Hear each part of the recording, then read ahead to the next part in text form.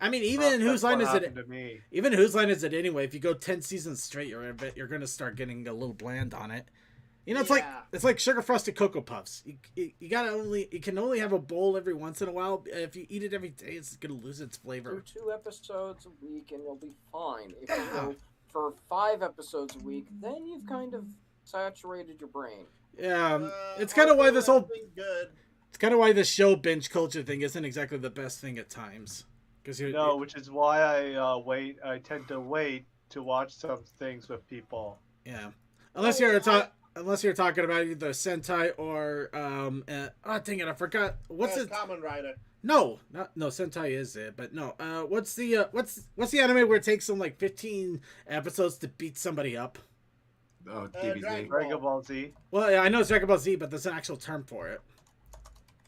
It's not Shonen. No, and shonen. Yeah, it is shonen. Shonen. Yeah, like a shonen anime. That one you can literally digest that because it's mostly nonsense for like half of the show, for half of the Also, episode. All I know is that I binged through, what was it, Dragon Pilot this past weekend, and that was a weird experience. All right. Yeah. Okay, so enough of shenanigans here while I was trying to stall for no reason whatsoever, because I really have no reason to stall at this point. Everything is on fire. Got Well, it. everything's Of course. always on fire. Starting in 3, 2, 1.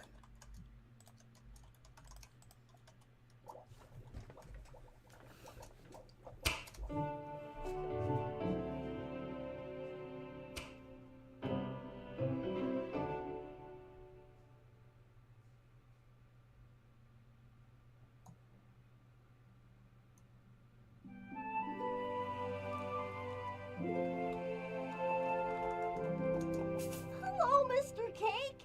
I'm here to pick up today's lemon muffin surprise. Good morning, Derpy. I'm sorry, but we just ran out of them. What do you mean, ran out?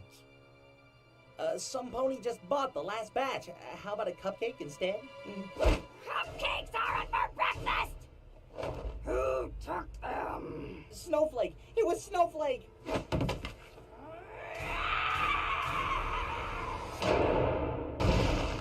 Derpy want muffins!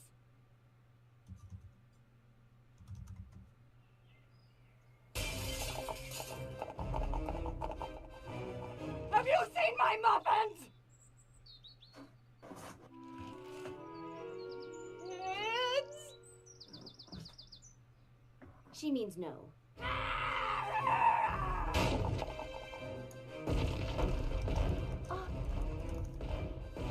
Derpy, why are you so upset?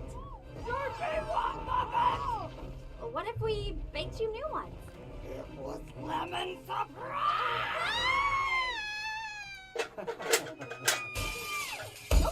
Oh, hello, Twilight. Mother of me.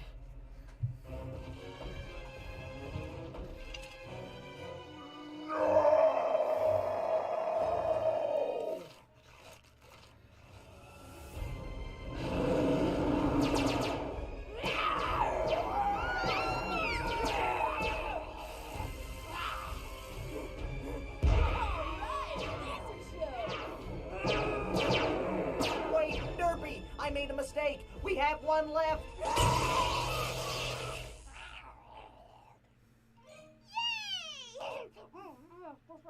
Boo! More lasers!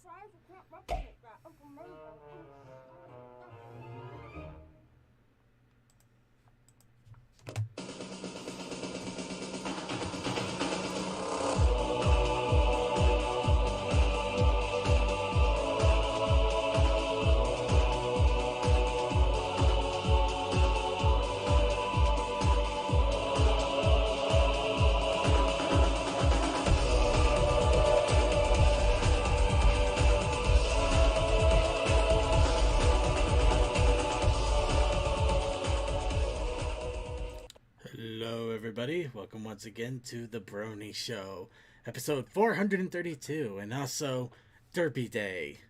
I am your host, as always, Circuit Main, and I should introduce first our wonderful panel, a large panel, including the King of Derpy Day, We, of course, have Coal Dust. Oh shit! I'm the king. You're the only one that baked enough muffins to probably feed us all twice over. Fair. And I'll bake more. Or, well, not tonight, but, Yeah. later this week. Yeah, definitely. Oh no? Yeah. It's We- gone over the edge. We also have joining us Crazy Matt Captain, Boo! More lasers! Deathlight Productions, Hey. DM21, And then Octavia moved out. Textalion. Textalion? He's dead! Oh, We well. killed him! Oh, no, wait, I just saw him. Tech? Oh. Tech? Oh, he's here. Okay, he's just kind of weird and Just distant. rumbling from All the right. background. All right, we also have Toakoi, who I banished to the corner. You know, you He's keep back. and I'll still come back. Yeah, I know, but it gives me a few seconds of hilarity. And Suki of the Otaku Ascended. I'm here. And of course, as we mentioned already, it is Derpy Day! Aw, yeah. Happy Derpy Hooves Day, y'all. And Hope you all had a muffin, crossed your eyes, and had a good time. oh, I definitely have my muffin here. And in fact, my muffin is, it's a plastic case of 4, but I have it right here to enjoy a muffin. Hey, it's a muffin, so I'd say you're doing right. Or All actually, right. multiple muffins. You're doing great. Yeah, I got muffins on muffins, man. I'm the muffin man. No. You know the Muffin Mare? Uh, The Muffin Mare. The one who lives on Drury Lane? Well, he's married to the Muffin Mare. The Muffin Mare? The Muffin Mare! He's married to the I muffin see man. Derpy is slowly taking over the stream. Ah. I approve. Yes, of course, a big shout out to Cold Dust here, whose signature is being blocked by the chat. But yeah, Hey. Cold Dust did make this awesome little Derpy Day art, which is also hilarious because Derpy was the prompt for the challenge of the week. But before we get to that, before we get to all of that, let's go ahead and get started with a little bit of What's Up, Brony. And I'm going to jump right into it right off the top here because I gotta have a little bit of What's Up, Brony that also ties into the show today. So, as some of you may be watching on the, if you're on our Discord and you keep an eye out for our Let's Play prompts, unfortunately, I had to cancel my Let's Play. I do have a weird thing going on. I honestly think it's allergies. I'm trying to get a doctor's appointment to confirm or at least figure out what's going on, but essentially what will happen is every once in a while a part of me will swell up. It's usually just annoying more than anything. Usually goes away after a day, and sometimes it leaves me a little exhausted. Granted, it's usually not in a place that's going to cause too many complications. For some weird reason, unfortunately, this time it was the middle of my throat at 11 p.m. on Saturday night. Damn. So, Oh, shit. yeah. That's important. I remember having an allergic reaction to something years ago, but thankfully that was during the day. Yeah. The good thing Never fun. The good thing about all of this is the swelling doesn't stop me from breathing. The bad thing, unfortunately, is it's right next to my gag reflex. That's not fun. Yeah. So essentially, I spend the night trying to sleep at the same time trying not to choke on myself. So I end up coughing up nothing. But yeah, and essentially, worst case, I didn't get much sleep at all. I had a really bad sore throat. It took a while to recover, so I wasn't able to do Let's Play. It also exhausted the crap out of me, so I was sleeping most of the day. So for the news and videos and everything, I do not have that prepped up. And so we're going to be flying a bit by the seat of our pants today. Be prepared for that.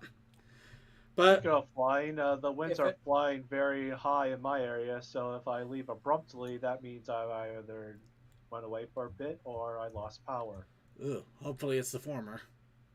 If you have that reaction again, I would suggest trying to sleep in a lounge chair so that you're sitting up, it can help things. Yeah, I might give that a shot next time around. Hopefully it won't happen again, at least not anytime soon, and hopefully I can get to a doctor and find out what in the world's actually going on. Unfortunately, due to Celestia's Pancake Madness, everybody's drowning in syrup, so it's kind of hard to get a doctor's appointment right now, too. Yeah, I'm kind of happy that the only thing that I have to deal with, at least so far, is just my skin turning pink. Not itching, but it just goes, oh, hey, why is it pink? I don't know. I ate something. We are not eating that again. Okay. I'm going to go ahead and mute Toa for his general good health. And in any case, that's a little bit of What's Up, Brony. Also a little bit of what's going to go on with the show. We do have things set up, though, so we are going to be talking about Generation 5. Be warned, we will put up a spoiler warning when that happens, so if you want to avoid all talk of Generation 5, you will have the opportunity, and you'll have a visual signal when we stop talking about it. And we're also going to be on Tabletop. We're going to go on to Tabletop to put up a big group image, put it together, and try to find Derpy in that image. Or at least that's the attempt. Chances are pretty good we're going to find Derpy as we're putting the puzzle together. But let's see what happens. I'll be right back. Just heard something in the distance. I will say that it has been my personal mission in not like I'm not defensive about it or anything, but like anytime we build something in Tabletop Sim, like a puzzle in Tabletop Sim, and there's a group pick, I will make every effort to build Derpy. I like if someone else beats me to it, then that's fine. But otherwise, I will try my best. I will aim for the Derpy, and nobody can stop me. And I cannot blame you. Yeah. I will toss this tape before you finish it. It was Derpy surprise. No. Okay. Any surprise, they were all Derpy all along. Well, I think that covers everything I'm going to be bringing up here for the moment. So, what's up, Bronies? It's Derpy Tuesday. Got a call from my old boss today, the guy that I used to do landscaping for. He wants me to touch up the front of one of his vans, so I'm gonna be doing that this weekend. Oh, fun! Oh yeah, gonna have to grab some more white paint and primer and go from there, and hopefully not too much rust. He said he's gonna be sending me pictures, but he hasn't yet. So. I got a phone call today, and they left a message about my car's extended warranty. Oh. I don't own a car. Wow! Fighter, 30 years old, so. I've been getting calls about my car's extended warranty since after I've had my car for 12 years now. There's not a warranty on the planet that would cover my car at this point. I'm really tempted to just start people just like IRL, just walk up to them and be like, "Hello, I've been trying to reach you about your car's extended warranty." Oh, I hate that, and I love it so much. I wasted like 30 minutes of one of those guys' times at one point. It was magnificent. Beautiful. All right. Well, so it is. Nothing much in my neck of the woods. I'm just working 7 to 3 at a McDonald's and just enjoying life. Nice. That works. All right. Anybody else have any other What's Up, Brony, or should we go ahead and move on to business proper? Is Derpy Who's Day Shenanigans considered that, or is that later? I think the Derpy Hooves Day You know what? I think What's Up, Brony would fall under Derpy Hooves Day Shenanigans. All right. I made a bunch of muffins. A ton of muffins. So many muffins. Actually, you did, and I realized I should have been getting images of that. Lounge. No, I'm working on it. I know what I'm doing here. It's okay. Should I send you other images of relating to? There aren't many. If you want, man, I will put up All whatever right. you throw out. But behold the baked goodness. Yes, I baked a bunch of muffins. It was a good day, all in all. Oh, also, I donned my Derpy Hooves Day cap. There you go. I made two types of muffins. There was banana nut muffins and blueberry muffins, and they are delicious. I've still got like 12 left over. I had a friend who lives like fairly close by, and he came around. We had muffins and played with tiny trains for a while. It was great.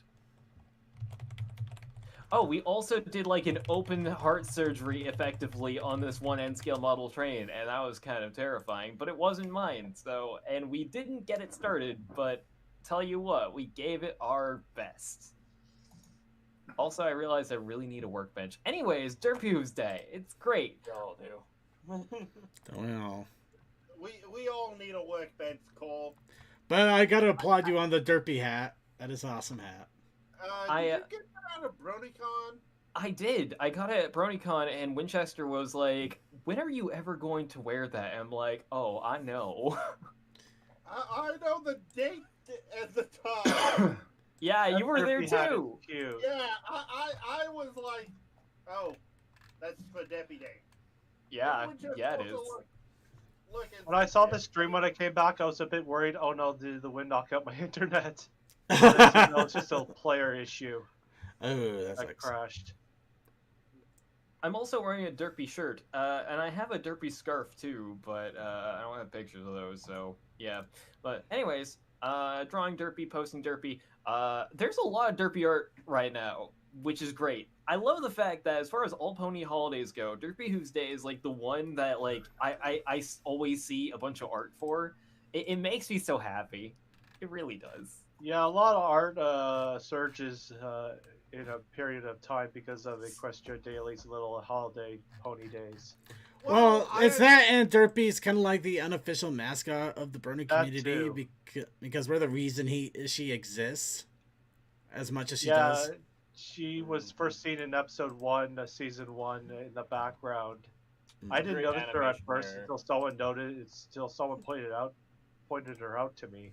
Yeah. I remember hearing it was either at a panel or in the behind the scenes commentary, but like apparently that scene wasn't supposed to be expanded as wide as it was. Basically, it was animated, and then in post production they went into the file and expanded the shot out. And apparently, people who worked on the animation side would sometimes hide little jokes and stuff like that in the side of the screen in areas where you weren't supposed to be able to see.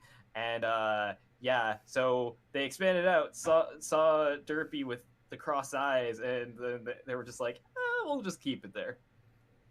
And thus a phenomenon was born. Yeah, that's how it all started, and I'm very happy with the fact it grew as much as it did. It's great. Derpy is wonderful. Somewhere out there's a universe where we didn't get that shot, and the poor little darling never came into existence. Or at least not as big as she is now. In other words, she wouldn't have a hat on her own. But just another normal horse. Well, let's not worry too much about it. I'm glad to be in this universe. We're not in the darkest timeline. Not yet. Don't wish that devil on us, Ricky Bobby. What the hell? Do not tempt the fates. Okay, so before Toakoi decides to send all of us to madness, does anybody else have any other What's Up Brony?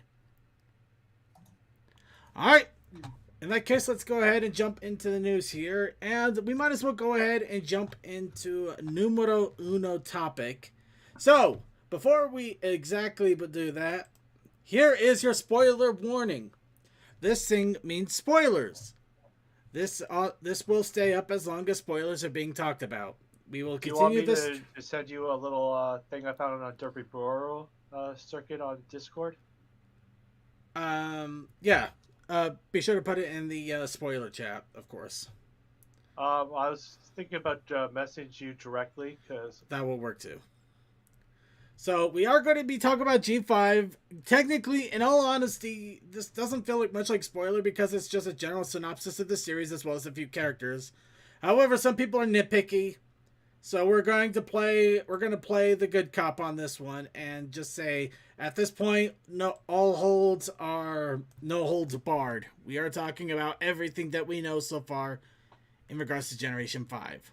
Oh, I gotta be honest with you. I didn't realize that there was a synopsis out. I haven't read that. Oh yeah, it's kind of interesting, but it still kind of leaves open a lot to interpretation. Cool. From what I got from the synopsis, this takes place maybe hundreds or even thousands of years after the events of Generation 4. Yep. All right, so let's go ahead and get into. By the way, if any of you right now, I'm because of all of this, when the characters have been announced, there has been a massive deluge of art for all of them. This is so great. I want to join into the pile, but like it happened in the middle of my work week, and I've been focused on drawing Derpies all weekend. To which only one got finished. I need to get better. So speaking of piles, they even have an ad out, a little few-second ad.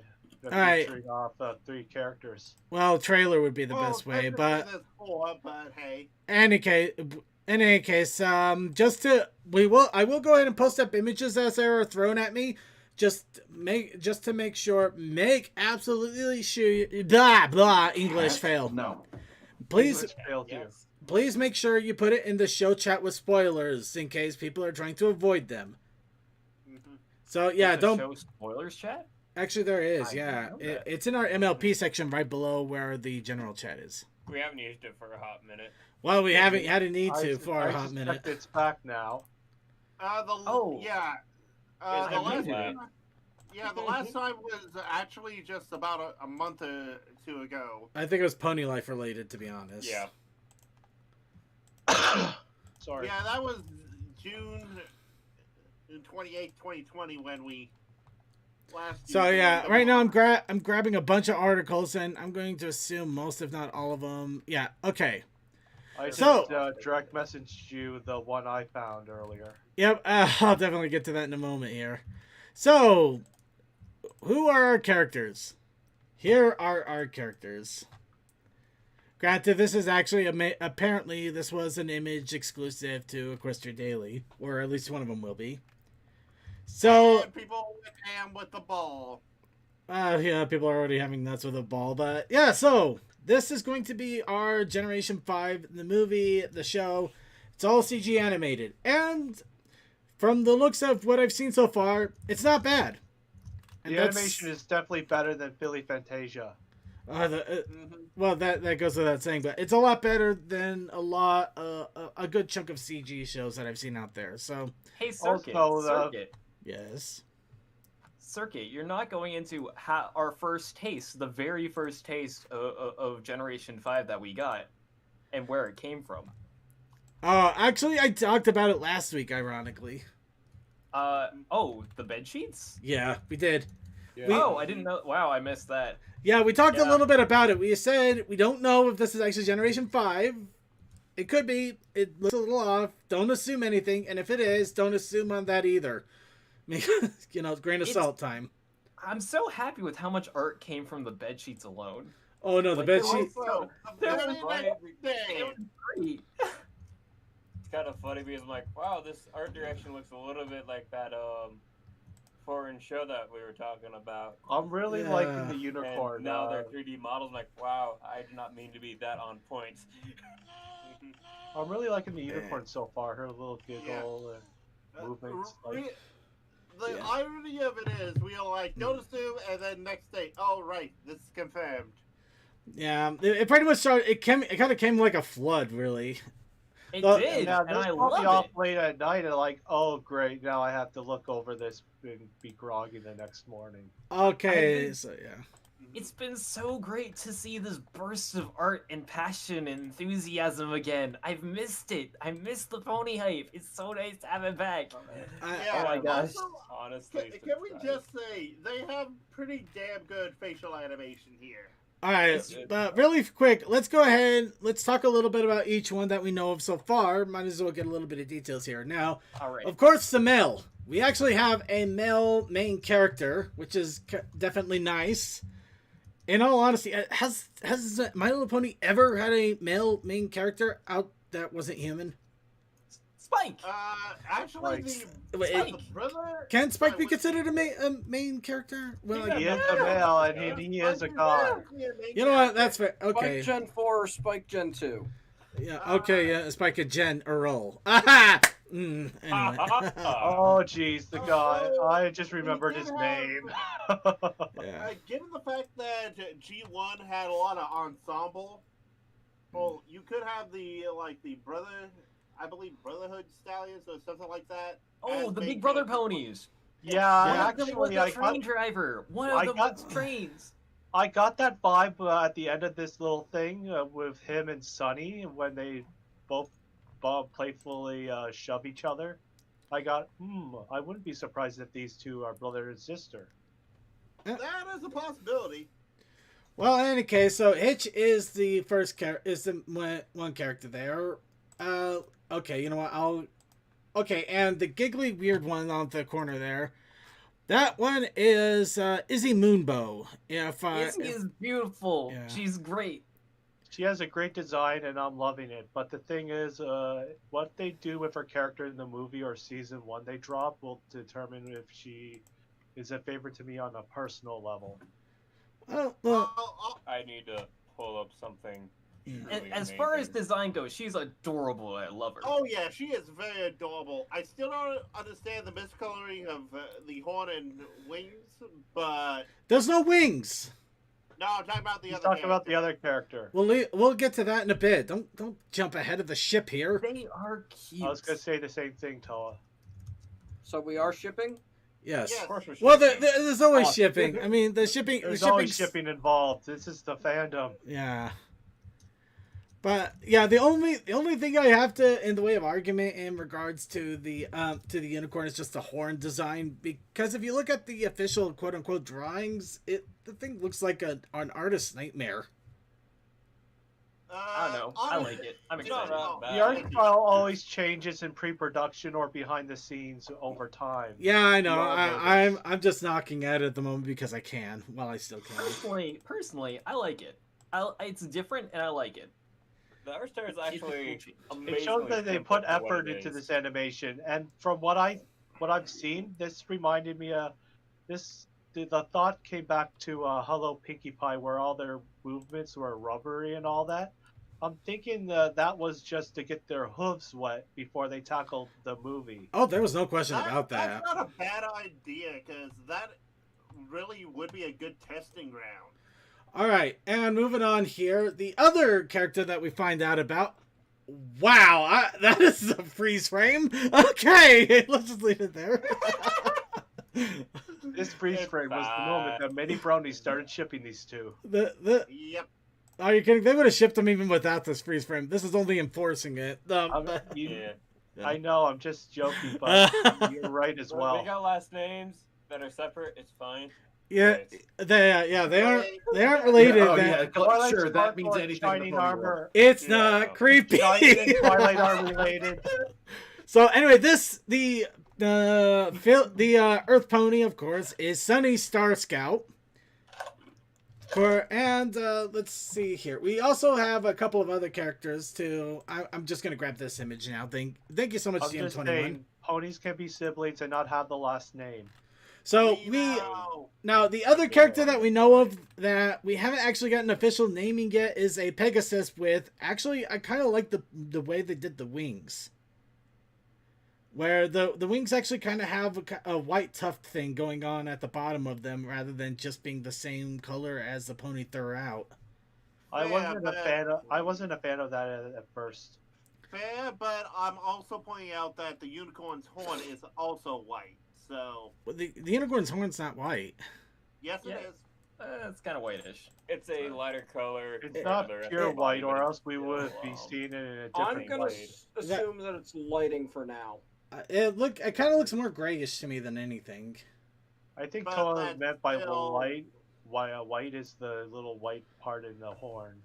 Wow, I didn't realize how fuzzy. I didn't realize how fuzzy these characters look up close. It almost looks like they're made out of felt.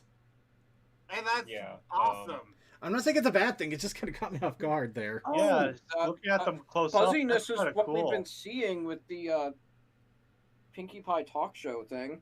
Yeah, Hello Pinkie Yeah, Pie. but they weren't as fuzzy as these ponies, though. They look like literal living plushies. It's kind of weird. I like it. Yeah. Anyway, so the so soft ponies that existed in Generation 2 of the toys? I forget. I saw a panel that explained the generations of the toys, and I forgot a lot of it, but I do know that so soft ponies were a thing. I can look it up for you, Cole. To Sunny Star Scout, she has a book in that little image. One fan pointed out on Equestria Daily that this is not anything concrete, I think, but he pointed out that it could be Twilight Sparkle's friendship journal. It could be. Also, Cole, that was G1. So, but we'll delve into that in just a moment here. I do want to point out right now the Pegasus. We only have the assumption that it might be Pip, only because of what we've been able to discern from essentially a bunch of Chinese characters that look completely off for some weird reason.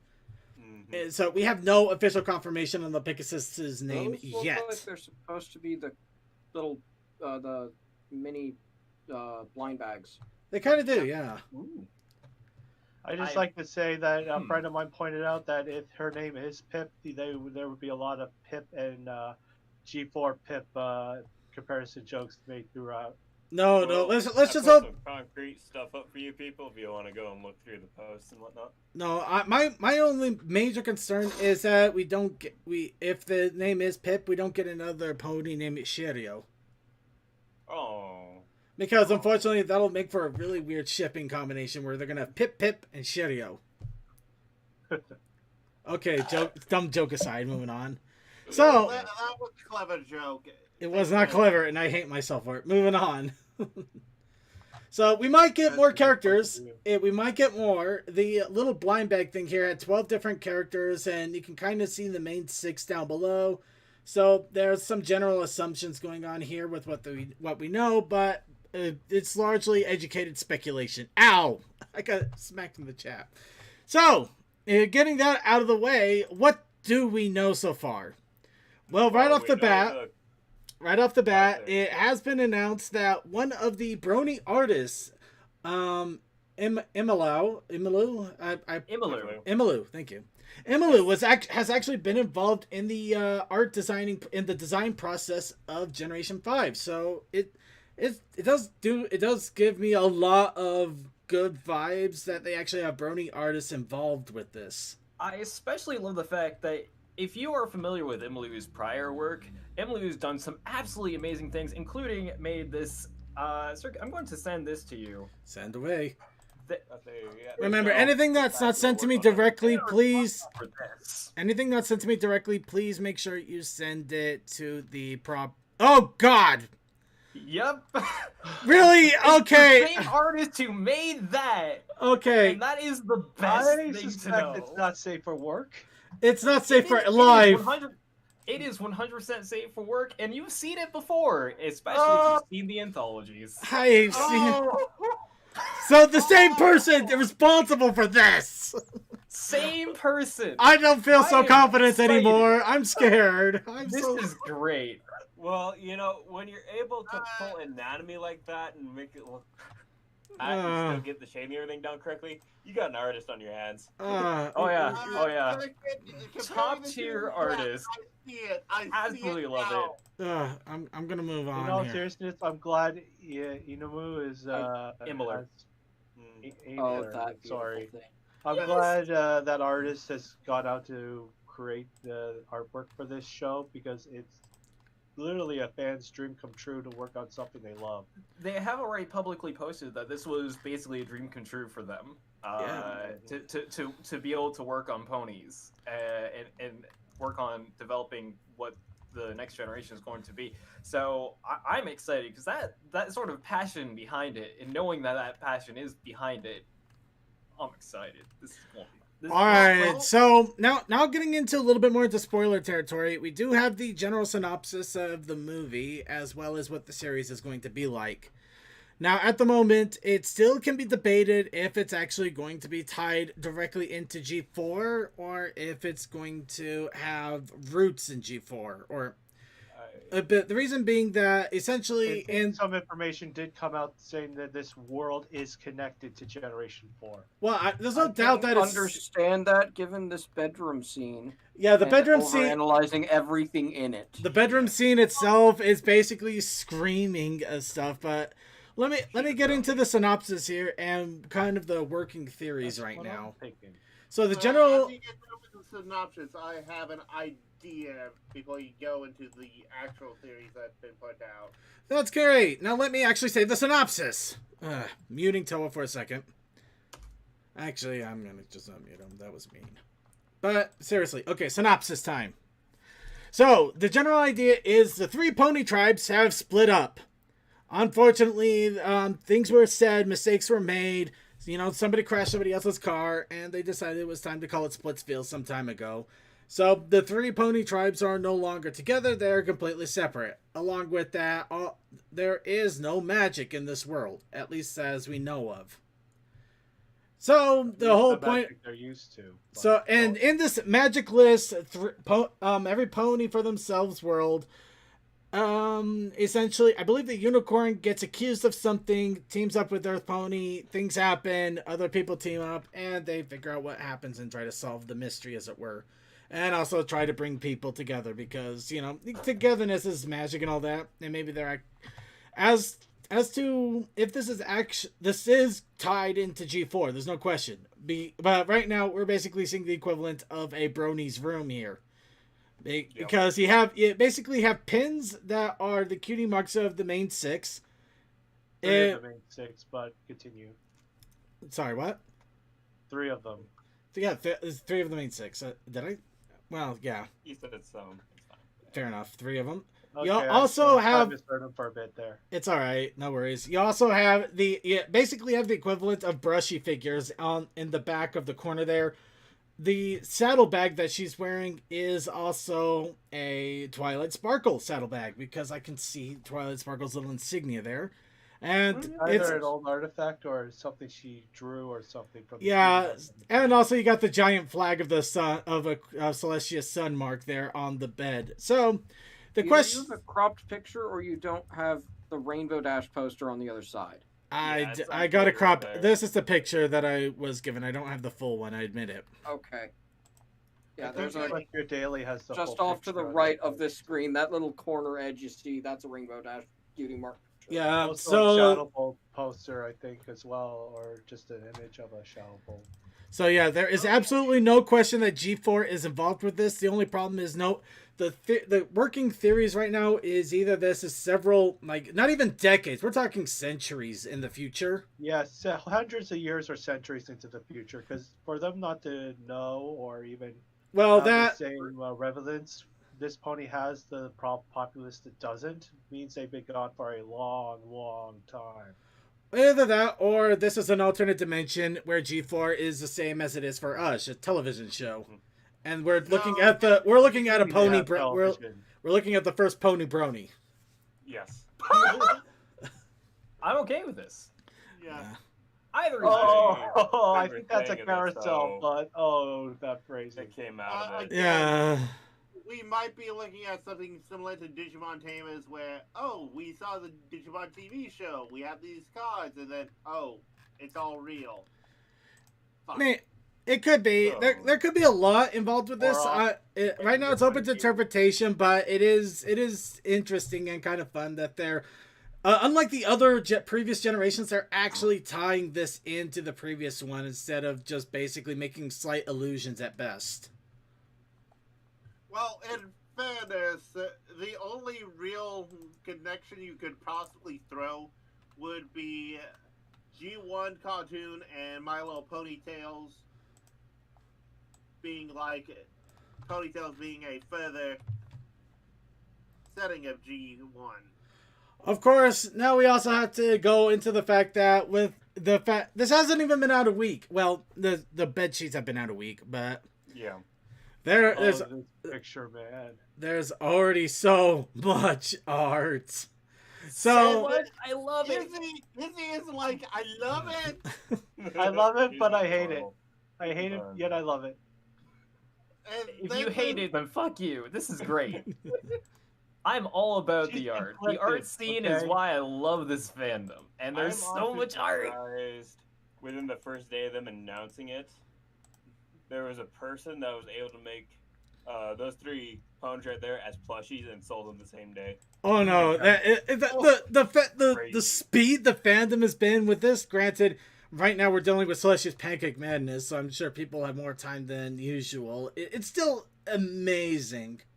The fandom speed has always been the impressive part of this fandom, and at this point, I'm not surprised. What the name of hell? The thing you gotta remember.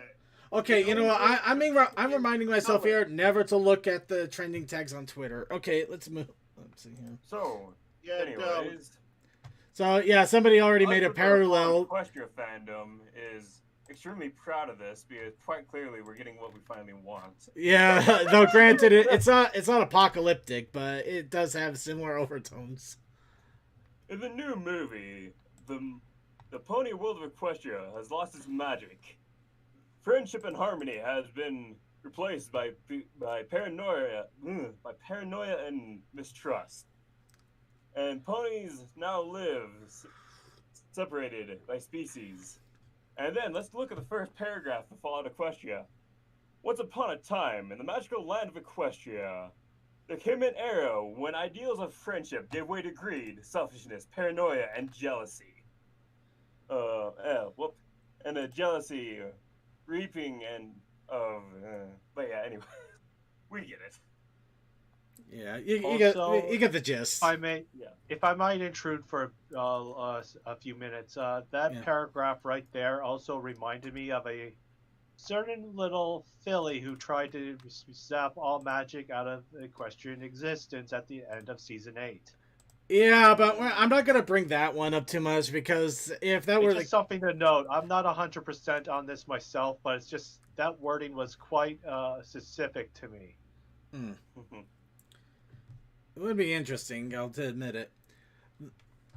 But yeah, literally Betsy, that's weird. Thank you, changed my life. Find where the other plushie post I saw is. I do gotta give it I gotta give it to you. I saw this and I couldn't help but crack up. It is great. It is beautiful. Yeah. Oh, give her back her hair, you mongrel. Oh, you monster. Okay. Yeah, here's one of the G5 plushies that have already come out. That is basically almost the first paragraph is almost word for Fallout Equestria. It's like, oh no. Granted, you can't come up to a lot of theories. One that I'm sure a lot of people are thinking, but what about all the magical creatures and stuff? And I kind of already have an idea of what the hell may have happened there. Just from the simple fact of when all the creatures lost all their magic, how they all changed back to what we considered normal creatures. Please let there at least be griffins or dragons left. I don't know. There might be. We don't know. We'll see what happens, but I'm not gonna doubt they're gonna keep them alone. I doubt that they're gonna remove them, but it would be quite a bummer if they did. Yeah, but it's just that thought just crossed my mind. So far, crossing your mind with bad thoughts. Just think of the fact that hey, there's new stuff going on, and hey, we don't know what's going to be there and what's going to be there. But by looks of it, there's a lot of people who are working on this, and it's looking pretty good so far. Just, it's one of those things of we can be excited again. We can be in awe again. We've got new ponies.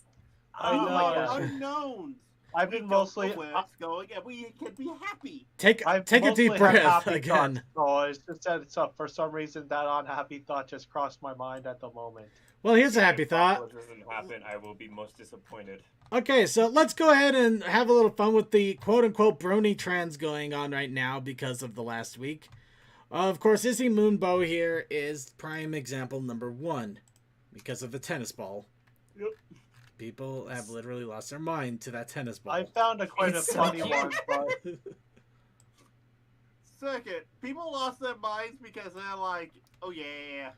I'm not saying it's a bad thing. I'm just saying they've lost their minds. It's cute. I love it. But yeah, no, it's actually become a point where how many? Oh, that's an interesting observation here. Let's see.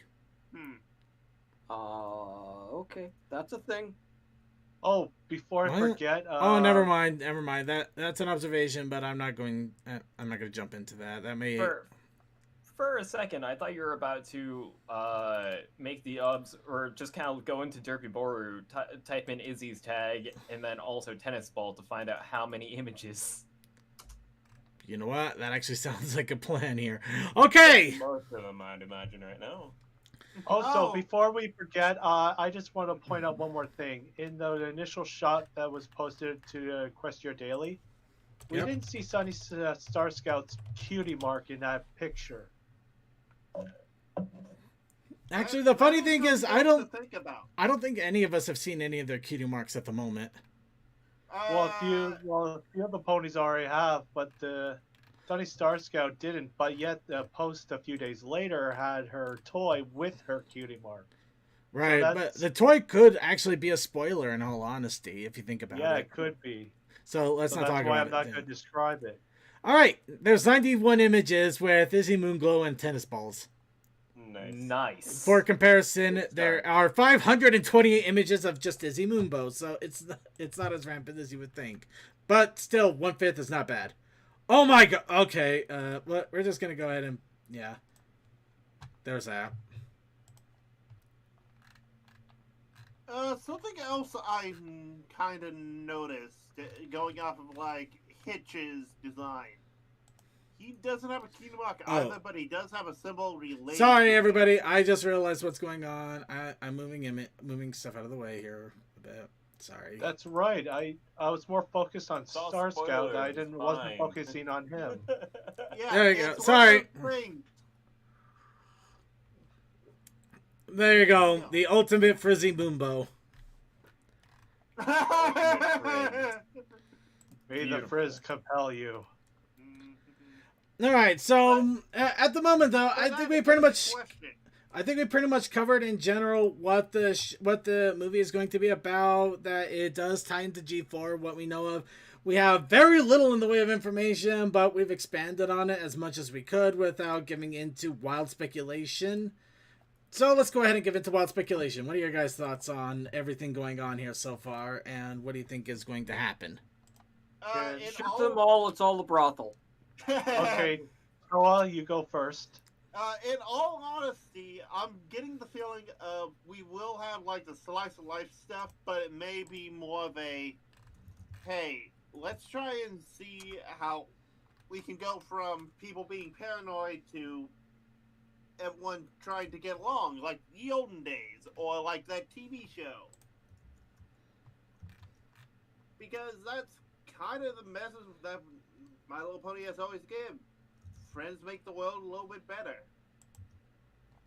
That's my current wild speculation, and I can't be proven very wrong. Cozy Glow is the queen. She actually succeeded in sucking out all the magic. Unfortunately, it also rendered everything pretty much ineffective. So she's living on the throne on a lie, realizing that not only does she not have friends, she no longer has any power. So now she's just sitting on the throne, watching everybody rip themselves apart until these cuties come over. They change her mind, and then they burn her at the stake because she's a bitch. Yep. All right. Hot take theory. Here we go. There's a popular theory out there that like Generation 4 was just a book series that like this one pony really liked, right? But what if the real world was the book series? What if none of this was real and that all that does exist is Generation 5 of ponies? What if they're just reading us right now? He's going down the rabbit hole. No, you know what? And it ended with a book. Look here, we only have to worry about it if he starts trying to rewrite his chapter. Then we might have to start trying to intervene a little bit. Okay, I'm going to rewrite me with tons and tons of trains. It's gonna make me a railroad tycoon. Oh crap, he's right. Okay, no, stop, brain. Don't allow that to go further. Sorry, my brain went somewhere, and I'm just like, no. If I may, the synopsis said about losing magic. Maybe that loss of magic has affected cutie marks. Like you no longer find your special talent through your mark until Actually, that's why I alluded to the whole idea that the cutie mark on the figure might be a spoiler to the movie. Yeah. Well, also, something else to think of, that would technically explain why the Wendigos haven't, Well, yeah, I mean, because they were not killed off at the end of the G4 series. Actually, here's the funny thing. Do we ever know that the... Oh, no, wait, we did... Never mind. I got hoisted on my own petard. We saw a group of Wendigos get killed. We don't know if that was all. No, I was going to say we only saw the Wendigos on the Christmas story, but no, that's a lie. They literally made appearance near the end of the entire series. Yes, but even though it's not stated that there might be all of them, if the three tribes did split up, they would have been dead by now or covered in a winter wonderland. Here's the thing. We're assuming that they basically broke up and it was like a bitter, angry divorce that ended in everybody freezing. It could have been a gradual dissemination, just friendship becoming so much the norm that it became less and less the norm. Just to the point where it eventually just kind of faded out over time. That could have negated. I would like to point out. If magic itself faded, the Wendigos aren't going to survive because they are magic. Equestria could have accidentally discovered that Wendigos must appear in the Christmas play. Well, yeah, based on the history. Yeah, but at that time they still had magic. Everything was still magical and powerful and everything. What if that slowly dissipated? All right, here we go. Here we go. Theory time. All right. Hear me out. Ponies discovered Twitter. Oh God! Oh God! No! No! Bad Cole. Bad. Cole, no! No! Oh God! No! No! Sorry, I'm telling my own brain to stop what it's doing, and I don't like it. Wow, that was more of a response than I was expecting to get, but all right. You know what? I'll go ahead and sum it up quite succinctly without actually saying names. We need to make Equestria great again. Oh, why'd you have to go there? Exactly. No. We make the Griffins build a wall. Okay, walk it away. Let's walk away from this, please. Walk away from it. Come on. Yeah. Okay, so at the moment, though, I think we pretty much drove this into the ground with what we do know. I'm not going to lie, that even on Generation 5 right now, there are no spoilers tags on anything. I mean, it should be, in all honesty, to some extent, but I think everything is open season, so if you're trying really hard not to spoil yourself, you wouldn't be listening to this at the moment, so why am I talking? We're going to go ahead and... If you're trying hard not for spoilers right now, delete all of social media, wander into the woods, and avoid everyone you've ever met. Not social media. Basically, stay off the internet. You need to stay off the internet because this stuff is not being tagged by anything. But if you're trying to avoid spoilers right now, you won't even be listening to this because we got the spoiler tag up. Yeah, I mean, here's the thing. Okay, if you're trying not to spoil anything visual for yourself, I'm sorry you're being stupid here. It's a losing battle. This is all promotional stuff. The whole idea is they're trying to advertise it. Like that's like I don't know. I'm the type of person that I'm sorry, but I don't believe that a trailer is spoilers. Oh no, and it's not even a trailer. It's a teaser trailer. Yeah, but it's like I'm sorry. I hate dealing with those people who are like, I don't even want to see the trailer. Fuck you. I don't want to see the trailer. What? They just have ponies. Exactly. Now I know they're ponies. You don't want to see you don't want to get an idea what it's about. Ponies exist. Actually do anything. Now, when it comes down to it, if people don't want to see it on a trailer, I understand. I'd personally prefer to see it on a boxcar as well. But okay, so for the moment though, I'm gonna go ahead take off our spoiler tag. So we're not gonna talk about the characters or anything anymore. But with the spoiler tag off, I am going to allude what Suki said in case you actually are trying your best to avoid spoilers. Actually, Suki, do you want to just allude it again because I don't want to take your awesome words. Okay, anything visual at this point, there's really nothing to spoil. We've gotten some character designs. It would have been. I'm sorry. It's pretty much. It's all promotional materials. Just at this point, visually, you're not. You can't really say you're going to get spoiled on anything. Now, if you don't want to know plot things, I'll give you different there because obviously, officially, they haven't really given us much on that. No, they haven't, but it's So, a good thing. Yeah, so if you want to avoid possible actual spoilers, like possible things that aren't officially announced about plot lines and stuff like that, that's understandable. You can avoid all the like rumor mill stuff. But yeah, I'm sorry. At this point, visually, all the visual stuff, whatever. I don't care. If you claim that you're seeing a spoiler, I'm just gonna ignore you. Honestly, I haven't even seen many people say that because like most people have just been hype about new ponies. Yeah. Yeah, that's kind of just been what everyone's been happy with.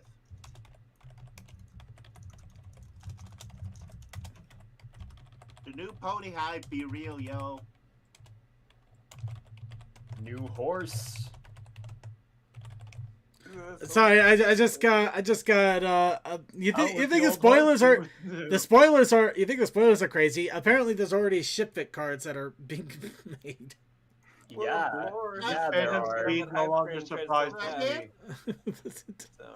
So yeah. Are you really that surprised? Honestly, yes. That one caught me a little off guard. I figured we'd have at least a few months of that. Aren't you glad I linked that to you? This fandom is faster. You've known this. This fandom's faster than even I can fathom sometimes. However, that's it for what we have for the news. There are a few other news articles. No, there's one more thing. Oh crap, I feel bad. Okay, spoiler coming back on. Sorry. I feel bad because we forgot one thing, and this is one that you told us were just like so stupidly eager about. Oh, the toys. Yes. Yes. So the reason we're getting so much information is that Hasbro basically had a big online convention last week, ironically on the day of my own birth. But anyway, oh my gosh! Happy birthday, Circuit! Did I miss it? Shit. Yeah. I'm sorry. No, dude, it's okay. Everybody's got crazy lives, and I tried to celebrate, and it didn't quite work out the way I wanted to either. So what can you do? I at the very least was there to be in the audience for you. Yeah. Circuit, happy late birthday. I'm sorry I didn't get you anything. I feel boss. bad now. It's okay. Your awesome company is all I need, man. If it makes you feel any better, I cannot tell you when my birthday is, so when it goes by, we'll be even Stevens. You won't be able to tell me, but I'm sure other people will. And then I will get you the biggest, most awesome gift. I will find a train you've been hunting for years and send it to you. Express. Oh God, Express. Gonna send it REA, really? Express Agency? Yep. Okay. Second, you might want to hurry. You only got like 3 weeks on the dot. What? Really? You jerk! Why did you tell him? Damn it, Toa. I didn't tell him exactly. See, this is why mute Toa ballpark. Damn it, Toa. Thank you for Toa. Thank you so much for the ballpark. I'm muting Toa for 5 minutes for punishment. So, getting back on track here, merchandise did come out, or at least advertised. So all we got though are images and general ideas of what the merchandise is going to be. Looks like we got some brushable horses, y'all. That's right. Brushable horses? No. You can brush their hairs. No, we got to talk about the over glittery backpack they got in the corner. You got those shoes. Brushable horses. Where are my fan figures? Those shoes that wear off in like 5 minutes. A water bottle that you will only use once and then drop it and it'll bend to the point you can't use it anymore. You need a water bottle for work. You need a water bottle for work that you can sneak your booze into, so that way no one knows that you are just there and dealing with that miserable job the best you can. Well, there you go. It hides it behind candy colorful ponies. And, like, it's perfect, because no one will suspect booze inside of a pony bottle. It's too bad it looks like I'm going to be a permanent teleworker. Drink on the job. Don't actually drink on the job. It is bad for it. Don't do it. It's not safe. Please don't. Unless you telework, in which case, all power to you. Oh yeah.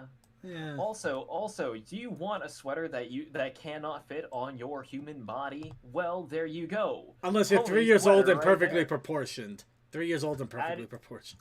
That is true. Yes. Oh god! Oh, dang it! That was so much cooler than I thought it was. Ooh, what? Okay, I just saw that the hat right there, and I thought it was like a wizard's hat. You know, like the big brim, and the little floppy thing at the end. Hat. No, it's just a sun hat. I'm disappointed. Do you know how awesome that would have been if they actually had a big wizard's hat for a unicorn? Actually, it kind of does look like a wizard's hat with the horn. Well, the horn definitely helps it, but it doesn't give it the taste a little bit there. In fairness, Circuit, is a wizard's hat not but a sun hat? I mean, it has stars on it, and what is the sun? He has a point. Yeah, the sun is disappointing. Also, I'll praise the sun.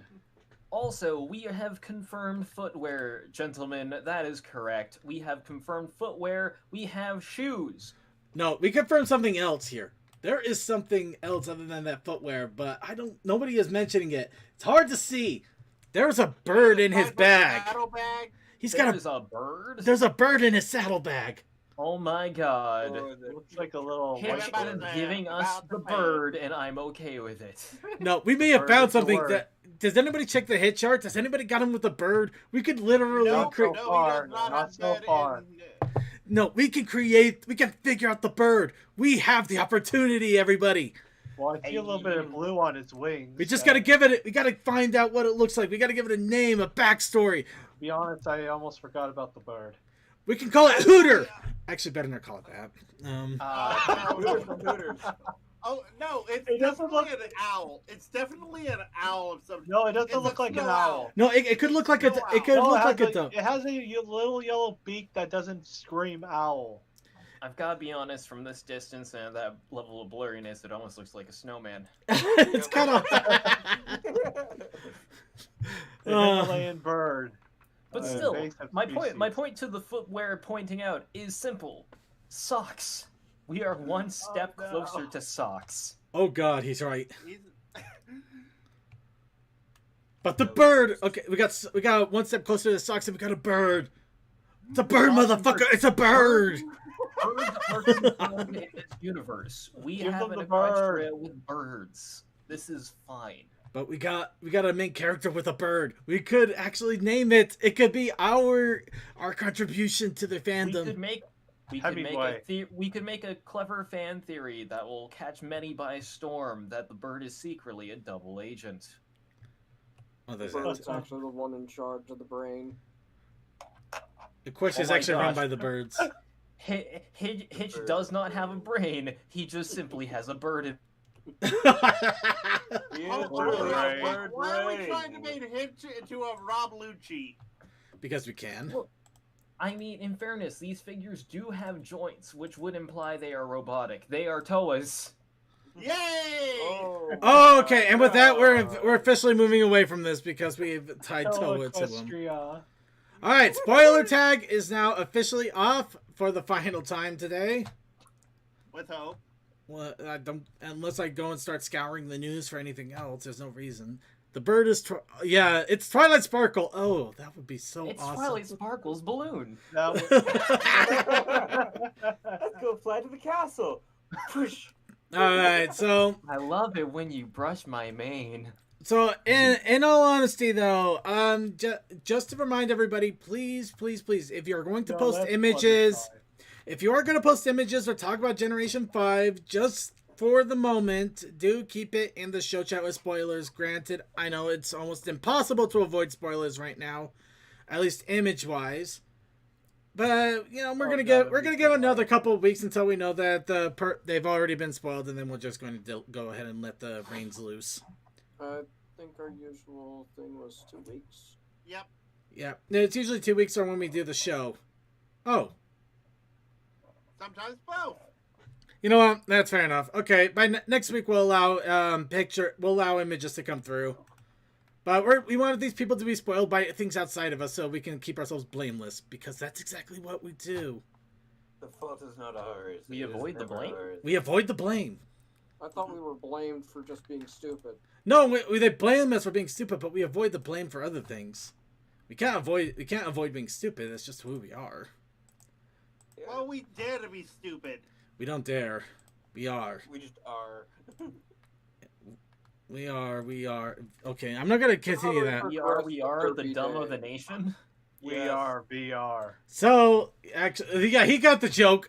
Somebody got the joke. No, we're gonna move on. We're moving on. Challenge of the week. Hey, challenge of the week. That's right, guys. Guess what? The challenge of the week is birthday muffins. Birthday muffins. And the protest initiative challenge is Derpy. Yeah. Circuit, I stole your thunder. How does that make you feel? Yeah, it actually feels great because usually I'm sitting here trying my best to keep things occupied until you show up. Finally, right. You're on. You're here before. Isn't this an unusual show? I'm around for the entire thing. If you hate it, please leave a message in the comments. That way I know not to do it again. The power of muffins compels you. But they say they love you and they think you should be on the show more. So that's obviously lies, you see. Okay, so this was a traditional art I did, as mentioned several times already. The weekend kind of suffered me energy wise. So during work today, when I had some downtime, I drew a Derpy with finding her birthday muffin. Of course, birthday muffin should have frosting on it, so it's a muffin with frosting and a candle. I like it. It's adorable. Yeah. You did a good job, Circuit. You did Derpy proud. I'm happy with you. The only problem I had was with the right eye there. I just could not get it to fit right. I don't know what was going on there. Second, that's the beauty of Derpy. No, I mean not the irises and everything. I'm talking about the actual eye shape. I think you did fine. But yeah, overall though, I'm happy with the results. And of course, all of you already know the other entry we got because it's been displayed prominently the whole time we've been doing this. We of course are talking about. No, I updated it. Of course, we got. And then Derpy. What? Ponyman thinks that it wasn't updated last week, and I did. No, in fact I checked it earlier today in order to make sure that I got it down properly. He updated the thing and checked it twice. I'm ashamed of myself. It's okay. And the other entry we got was from Coal Dust himself with Derpy. Granted, it was for Derpy Day, but still, it was an entry nonetheless. Hey, Circuit, I've actually got some more sketches and stuff if you want those. None are of finished quality, but I sketched a lot of Derpy over the course of the week. Oh, go! They are pretty damn good. If you want to go, yeah, if you want to go for it. We do also have one other thing that we need to continue because we didn't get any other entries. Decisive Strike, vaguely creepy story. It's time to wrap it up. So, who wants to help me finish the vaguely creepy story? Just a minute, I have to get the page. All right. It's in the show notes still. By the way, these sketches have not been posted anywhere, so congratulations, exclusive thing just in this server, unless you spread it around like the plague, which is fine, I guess, but, you know. Yeah, It's okay, Derpy's got a mask, we're all set. She is safe.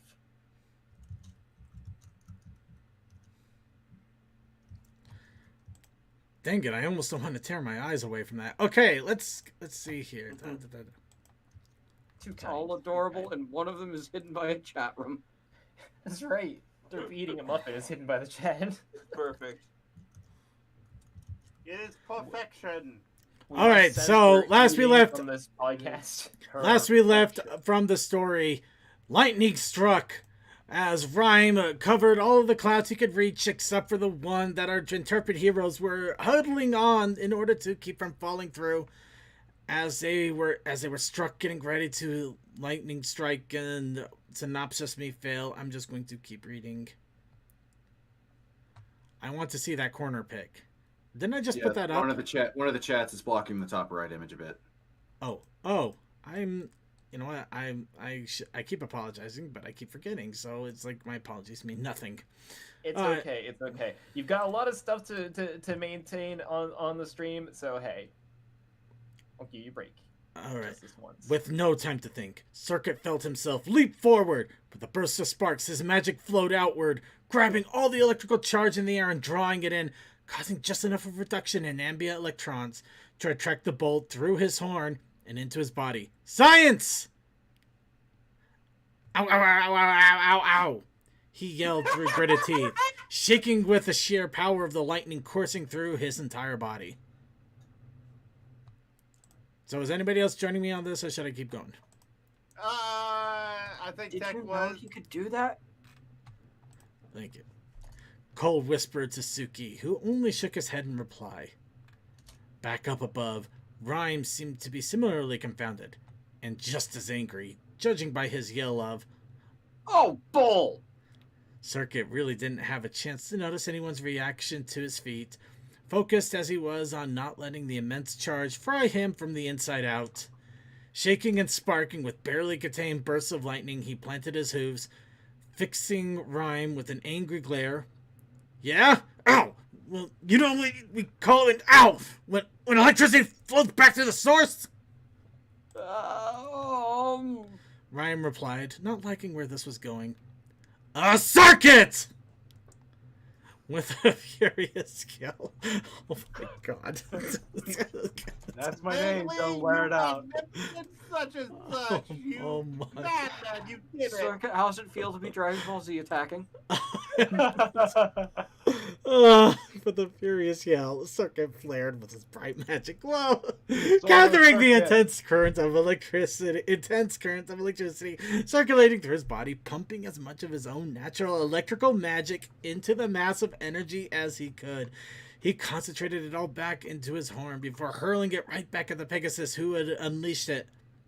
Well, while Rhyme was in the middle of this profound thought, the cloud he was next to finally met up with Circuit's redirected lightning bolt. Unfortunately, the two quickly got into a heated disagreement, as the cloud wished to continue existing, while the lightning bolt preferred that the cloud stop that nonsense at once. After a brief consultation with the laws of physics, the cloud had... I'm getting Hitchhiker's Guide to the Galaxy vibes from this. After a brief consultation with the laws of physics, the cloud had to reluctantly agree that the lightning bolt had an undeniably superior argument, politely thanked physics for its time, and promptly exploded. Boom. With a deafening thunderclap, the cloud ruptured in a blast of superheated gas and vapor, sending Rhyme through the ceiling, sailing across the sky and over the horizon, possibly twinkling just before disappearing from sight. A few seconds of stunned silence followed, with everyone but Circuit staring up at the blank space where the attacker had just been. Then, as one, they all turned to the green unicorn. I had no idea you could do that. Cole yelled excitedly in his best. Sorry, I was going to go for the joke, but it died. Let's move on. Neither did I, Circuit replied, his head drooping. Wait, you took a lightning bolt on a hunch? Are you stupid? Crazy Matt yelled angrily. Maybe. Not much time to think. Circuit said wearily, looking more and more unsteady. But you had enough time to come up with a minor. Suki said flatly. This is a Cole line. Hey, he pulled it off and we're not extra crispy, so I'm not complaining. Okay?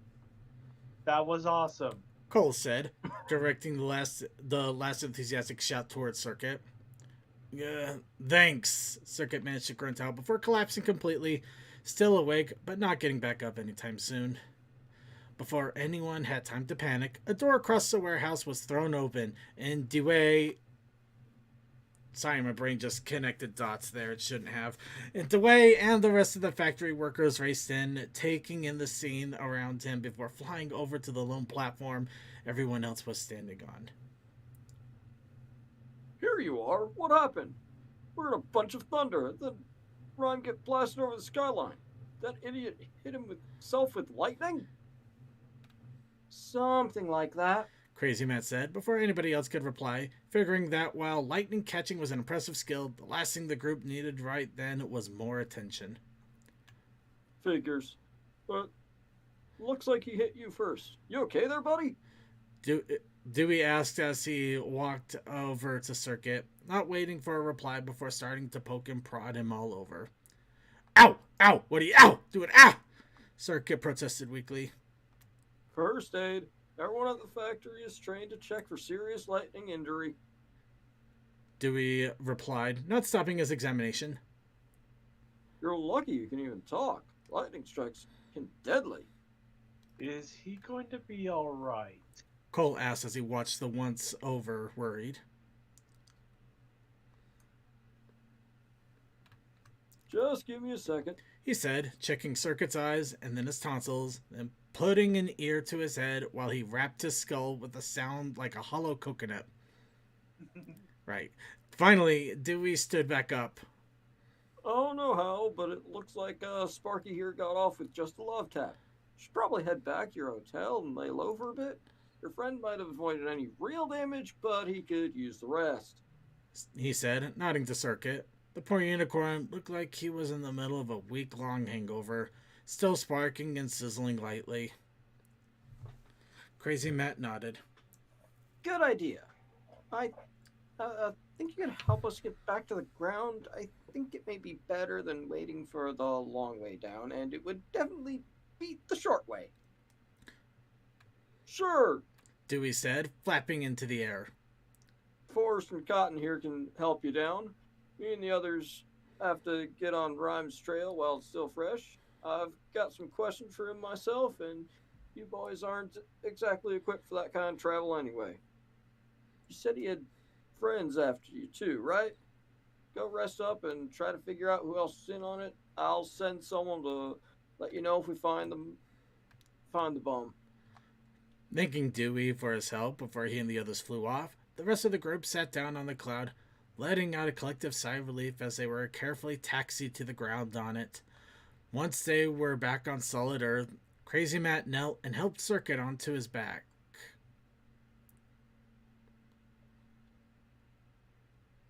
Anything we can get you, Sparky? Suki asked, chuckling at the nickname. Aspirin and beer, but much later. Circuit groaned out one last time before letting his head drop. What a day. And we did it! There we go. It took 3 episodes, but we finally got through the story. And I'm going to have to go back and read it because I missed part 2. Oh, it's quite the story. But you know what that means? It's time for us to bring up Tabletop Simulator and play puzzles! Wait, what's the things for next week? Oh, right. Next week's challenge. Forgetting. Because I forgot what I was going to do.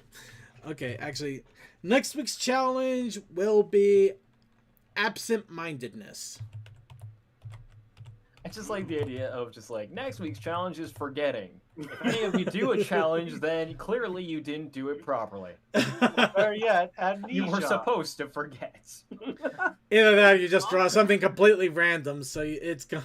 I forgot what the challenge was. The fandom is being too creative. We need you to forget for 1 week. Give us a break. Just don't. Our systems are not ready for it yet. You take a picture. No, you take a picture of a piece of paper. I forgot to draw something, so here's the paper I was going to use. Yeah, just send us your blank canvas. Cole, do you have an idea to go? If not, I potentially have some. You know what? CMC, I'll let you have it. What you got? I'm thinking tennis ball. Ooh, yes, please. Ooh. I get the feeling that a lot of these things coming in might end up being in having to be posted in the Brony Show's spoiler chat. Are you kidding? There's so much. I'm almost surprised that our show chat is going to be completely dilute. Oh wow. Okay, Toakoi managed to get one in. I don't know how the hell he did it, but he did. Kudos, Toa, you did it. I'm proud of you. So yeah, here's Toakoi's entry here that we'll post up as we get ready for our next transition. I like it, Toa. I like it. Derpy and a giant muffin. Oh wait, I just noticed the problem. Yeah, that one ear. Yeah, I think Derpy forgot to color her mane that day. No, I forgot to color that ear. No. Just it's lighting. It's Yeah, lighting. it's extreme lighting. Extreme lighting. Toa, it's lighting. Extreme lighting If on anyone the asks, pony only. Yes. She's going blank. It's She's her going spotlight blank. moment. It's on her spotlight day. Let her have it. She's disappearing into oblivion. Someone save her. All right, so with that, You did good, Toa. I love it. Thank you. yeah. Okay, with that in mind, let's go ahead and do what we were going to do in the first. Well, that I said we were going to do at some point here. We're going to get a tabletop simulator, put up a puzzle, and then try to find Derpy. Oh shoot! I need to open up Tabletop Sim. Yep. Why don't I still have OBS open? Laziness. Forgetfulness. Oh, absent-mindedness. There you go. Oh man, I already fulfilled the challenge, guys. Yeah, he Ahead of did. the game. He just had to record. He just had to record himself doing it. Somebody clip that. Don't actually do that, but. Oh, I enjoy you too much to clip that. I however, still have the power bottom clip. Oh my gosh. Okay, so everybody, I have 5 images that I affectionately called "Where's Waldo" for obvious reasons. All right. So the big question is, on a ranking of 1 to 5, how unfair should I be with this puzzle? 1 being, go ahead and make it simple enough that, you know, they could probably figure it out after a bit. 5 being, you know what, we've had too much non-hurting. People need to suffer, and emotions need to die. I like When was suffering. the last time I opened Tabletop Simulator, and why does its sizing seem to be wrong? Yeah, it does that because of updates. Why? Oh, there's Jigsaw. Why, I always look for puzzle and not Jigsaw. I hate that. Okay. Chat room, feel free to 4. Oh, 4. Oh, you know, that's coming to something 4 both times. Chat room, feel free to 4. Feel free to 4. Chat room, feel free to 4. Feel free to whack Circuit with a tire iron and say 4. Okay, no, I like him too much to do that. Well, he's electric right now, Oh, so he'll that was shock weird. anyone who tries to. Okay. So we got 1-4 so far. You guys want to throw in since chat room? No, you use a golf club. Okay. I'd say 3. 3 Okay, just there so it we're goes. not.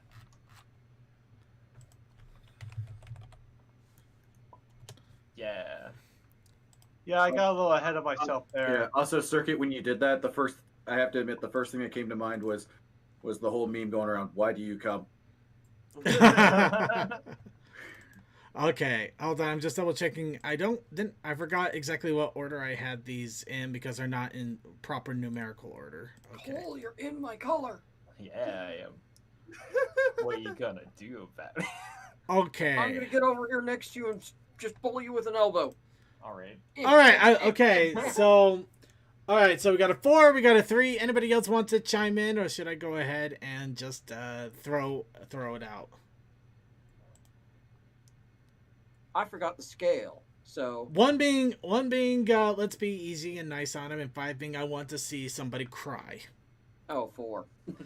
Why does everybody go for 4? I went for 3.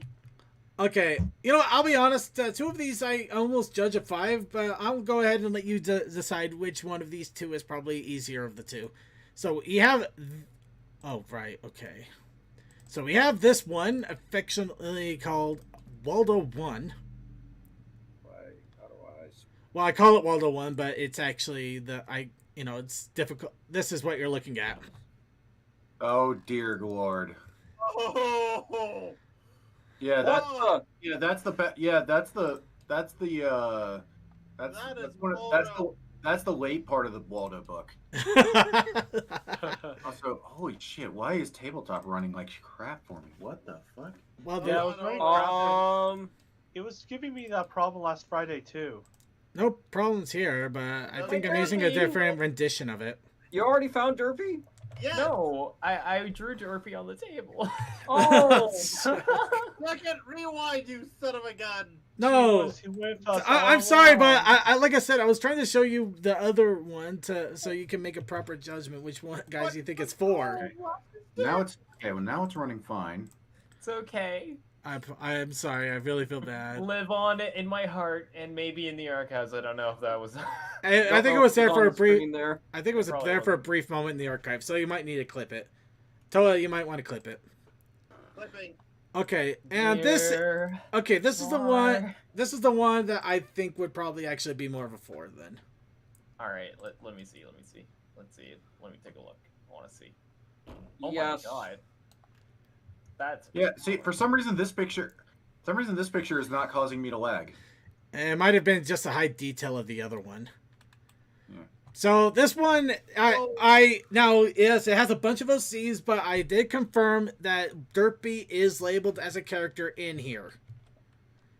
So Derpy should be findable. okay. And if he's not, I highly apologize. But then again, if somebody mislabels, what can you do? I think I found her. Don't! No! We're only in the picture or on the pieces? Picture. Oh? Oh, no, she doesn't. She's not cross-eyed. Never mind. I can confirm. I found some like artists this that I one follow. Color. I have found some artists that I follow on here that post totally safe for work stuff. Yes. Same. Don't worry about it. This is also bad. I think this was in a 2018 group shot too, so I'm sure artists' temperaments have changed since then. Well, I'm pretty sure that we got a creature clone right there. Oh my gosh, we got him. Everybody's looking for Derp instead of putting the damn puzzle together. Oh yeah, I'm doing a quick once over first just to see what is going on. The one from last year because I know I'm in that one. I didn't do this year's. All right, so good news. I tried for this year's, but I don't know if I got it. I'm not gonna lie, I did take a look. I saw that my tag was in there and yours was not, so I'm not sure if you did or not. Oh, Toa, did you remember when tagging your picture? Did you remember to tag it with the?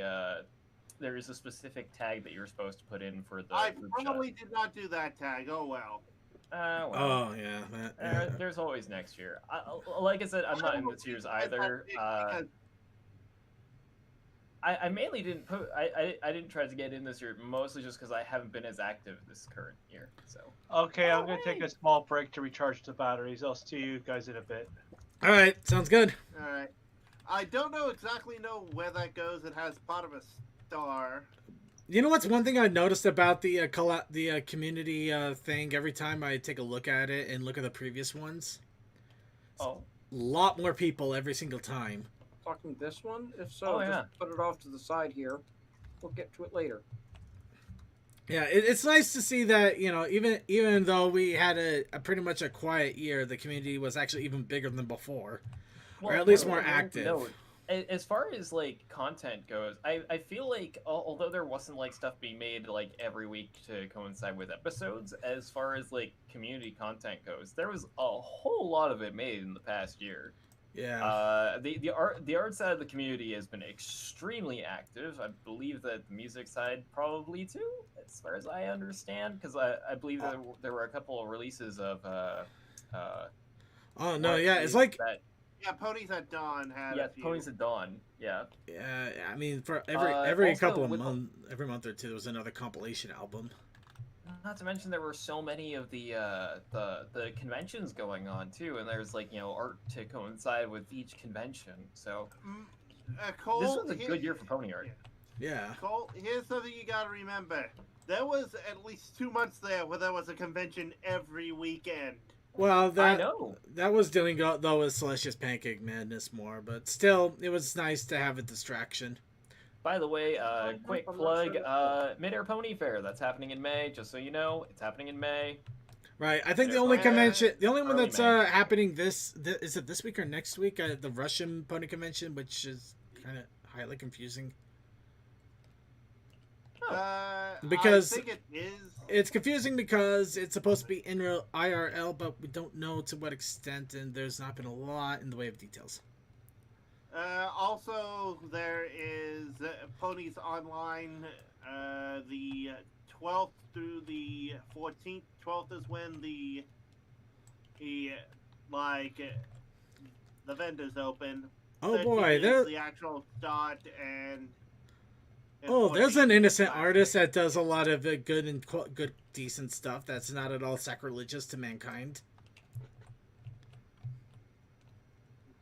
That can describe so many people in here. I know, right?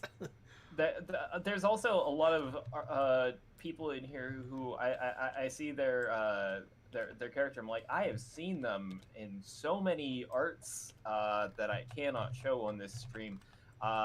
Big shout outs to that side of the community because I've got to be honest, they've also been continuously active as well, and I appreciate it. And you know, to each their own. I know, no, it's not everybody's cup of tea.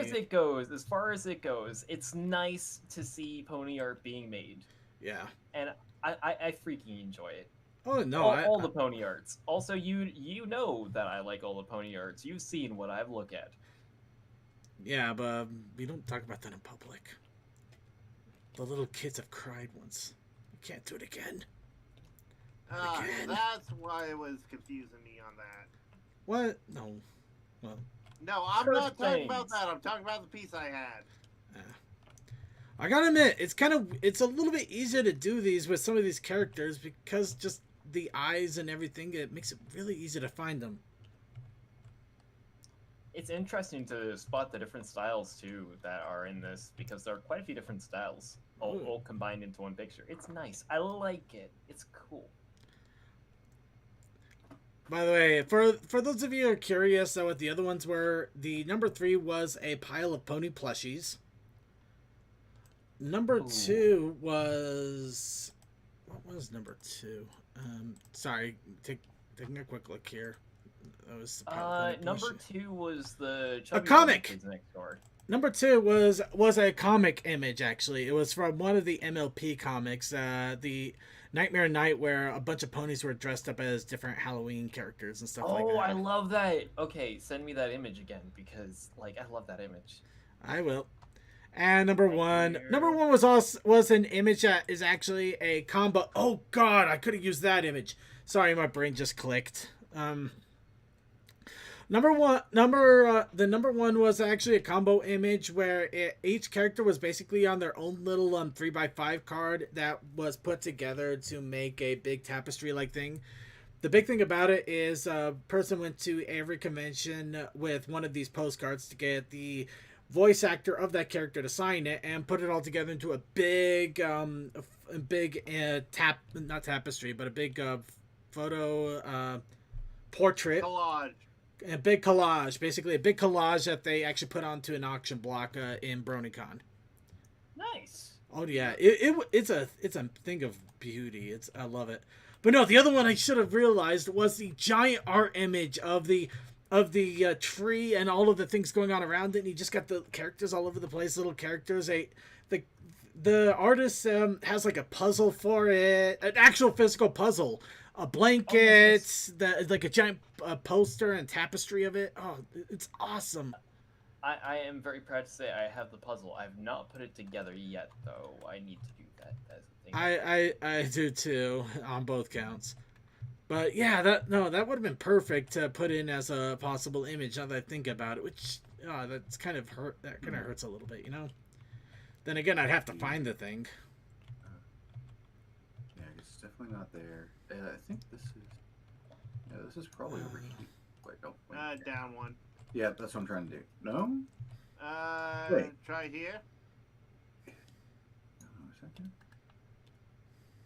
Now, if you really wanted to make this super difficult, all you really need to do is click It that needs to go somewhere checkbox, like that. if you click that checkbox at the very beginning to make it so the background image wasn't there, oh man, this would take us all night.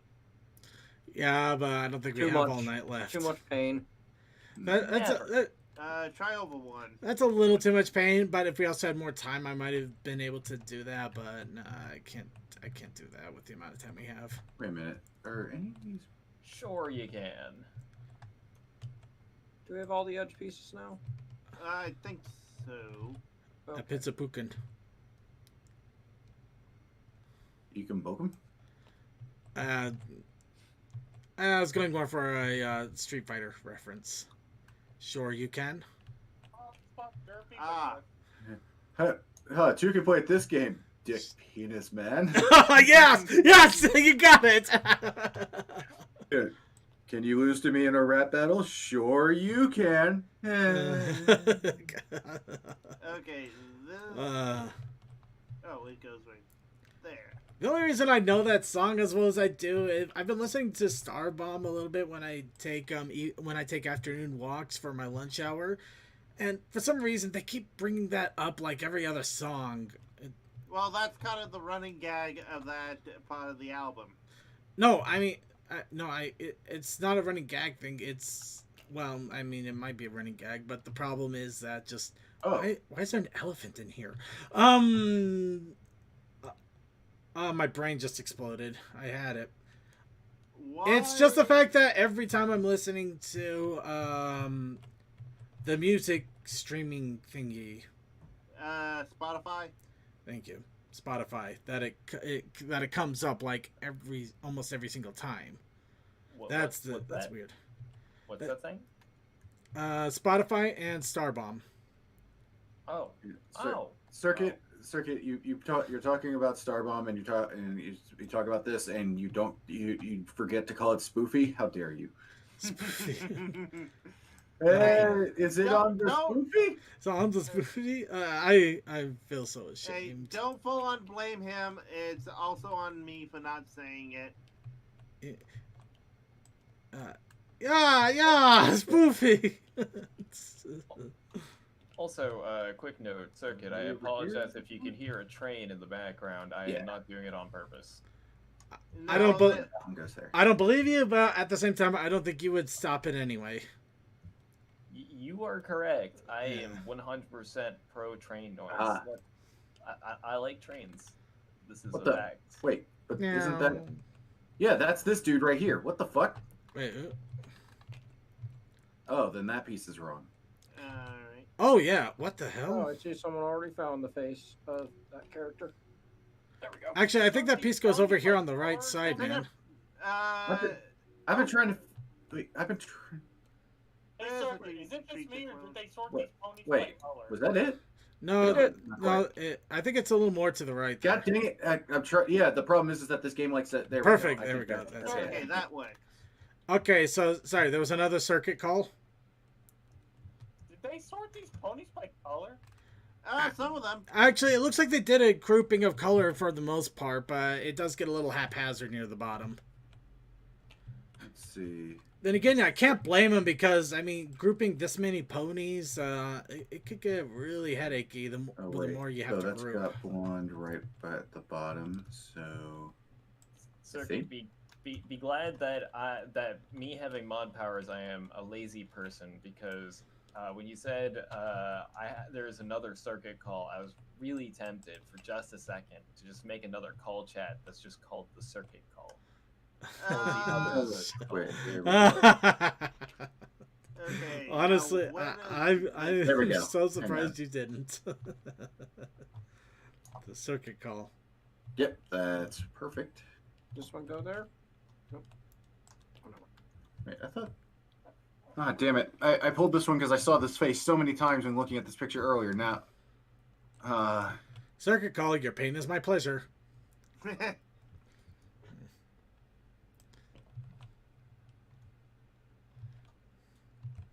Fuck you, Baltimore. Bring your wife. We'll fuck her. That's right. We'll fuck your wife.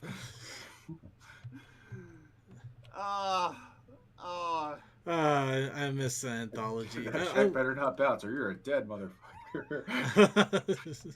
God dang it! Seriously, seriously, I did a try not to laugh for my birthday stream. That video came up. I literally quoted it from start to finish.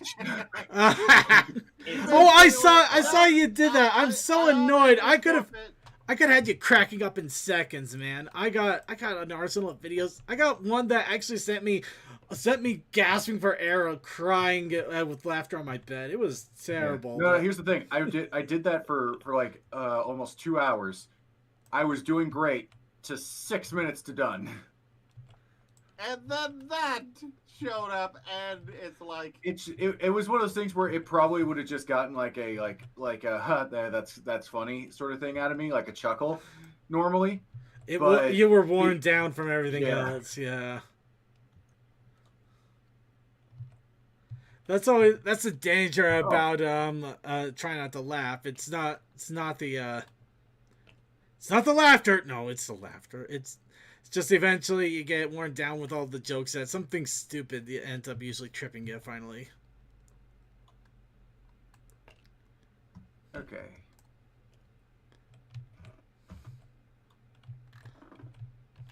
I think Suki has the sign. Since a number of us are doing just the top stuff, I'm just grabbing everything that is not pony faces and dropping it up here. Good idea. Okay. You know what, this one. Baby, one more time. Damn it. What? I'm sorry, Cole. No, yeah, I was Toe's fault because he said that's right. he gave a sign. Dude, there's nothing to be sorry for. That song was our childhood. God damn it. Granted, we were also horny teenagers, and we were horny teenagers, and it spoke to us on a level. I wasn't a teenager. I was like 5. God damn it! Don't say that. Arm them! Arm them! Arm them! I was like 10 years old, just dancing to that at a Pizza Hut.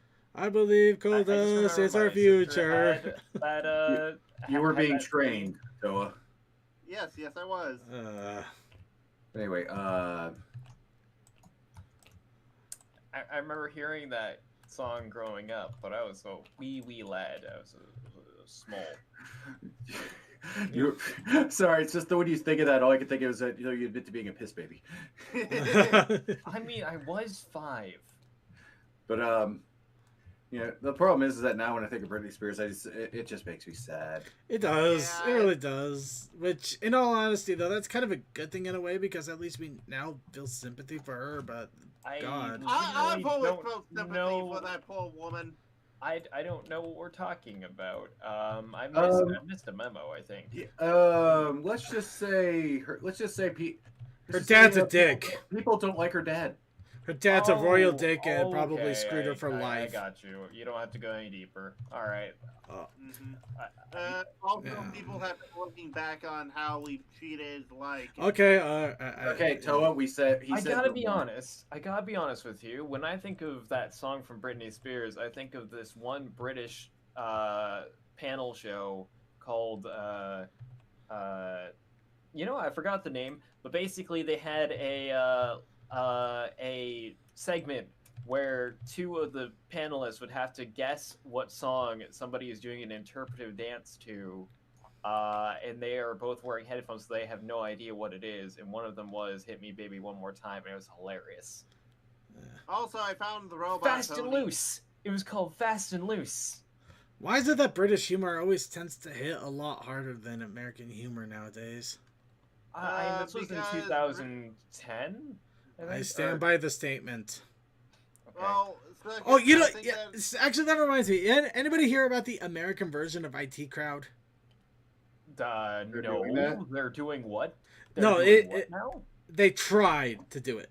They actually were trying. They piloted tested an American version of IT Crowd. Now, they did bring it, they basically reenacted the exact same thing as episode 1. They actually brought in, I forget his name, but the original actor for Moss. They brought him in. Richard Iowande, I want to say. Richard Ayoade. Yeah, Richard Ayoade. They brought. I knew it was Richard. I knew it started with an A. He he is amazing. If you get the chance, you should watch his show Travel Man. That was really good. Also Gadget Man. All right, but do you know who they brought in to act to basically portray Roy? The guy from The Office. No, but I like where your brain is going with this. Some guy who is hot. You're getting warmer in a way. Let me think. Well, let me think. What did he? From what he looked like originally?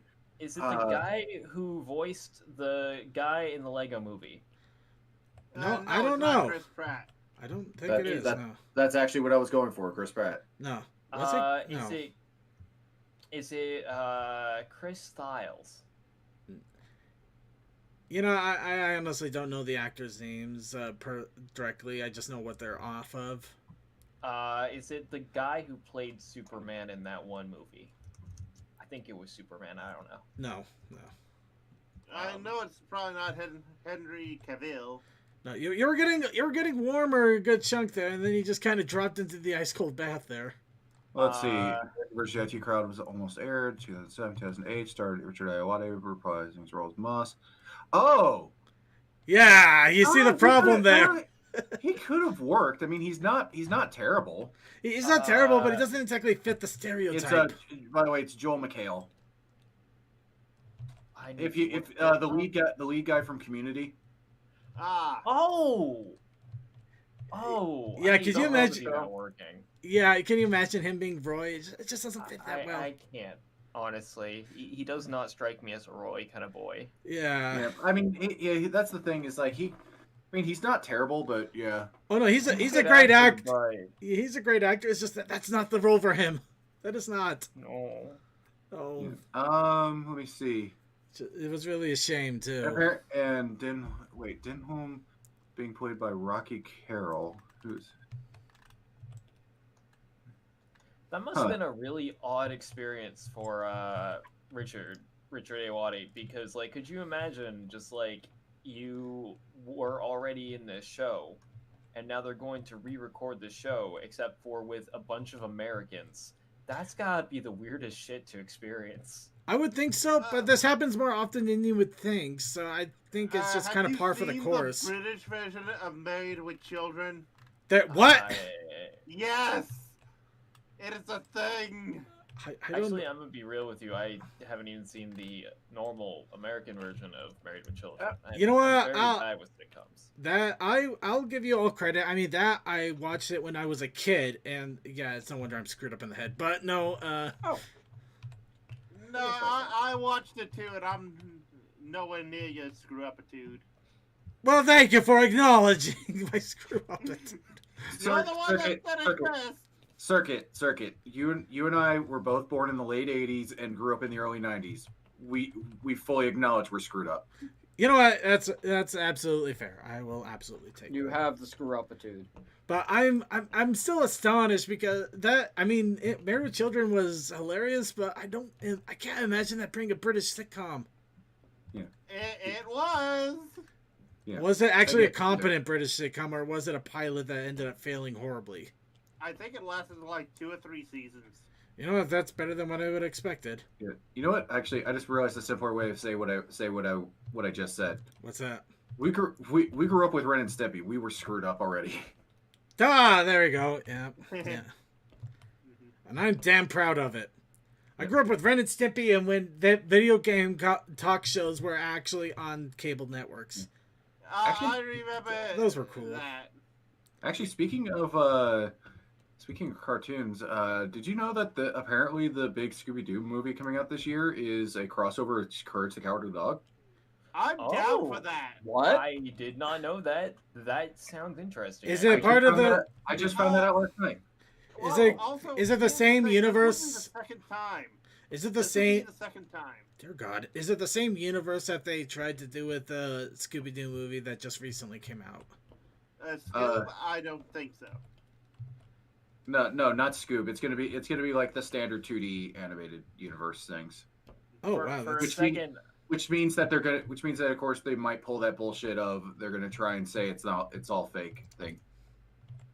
It's all a dream. We're not really here. I'm be real with you. When you said Scoob, I don't think so. I thought that was what they called the show. Scoob, I don't think so. Oh, actually, on that, the reason I found that out is because we here last night we watched the latest of the 2D the regular 2D movies, which was Scooby Doo and the Sword and the Stone. I think is what it's called. What? Really? Oh, that sounds interesting. It's actually like it's not great, but it's a fun watch. Like it was just an enjoyable time. Especially since this is one of those times where I think this is the most since Scooby-Doo meets Kiss that they kind of just did not give a shit when writing it. You know, that I can get behind. Just a movie where they just do not care and they let everything fly. Like it's basically like because they don't care and they're pretty much given free reign to do what pretty much make all the references they want. True, but also I think with Kiss, you still have Gene Simmons, who, let's face it, is a cult of personality all his own. Hey, Circuit, if you're into movies where like they don't care and they let everything fly, I've got news for you. There's a movie called Planes. No, he's not wrong. They literally did not care making that movie.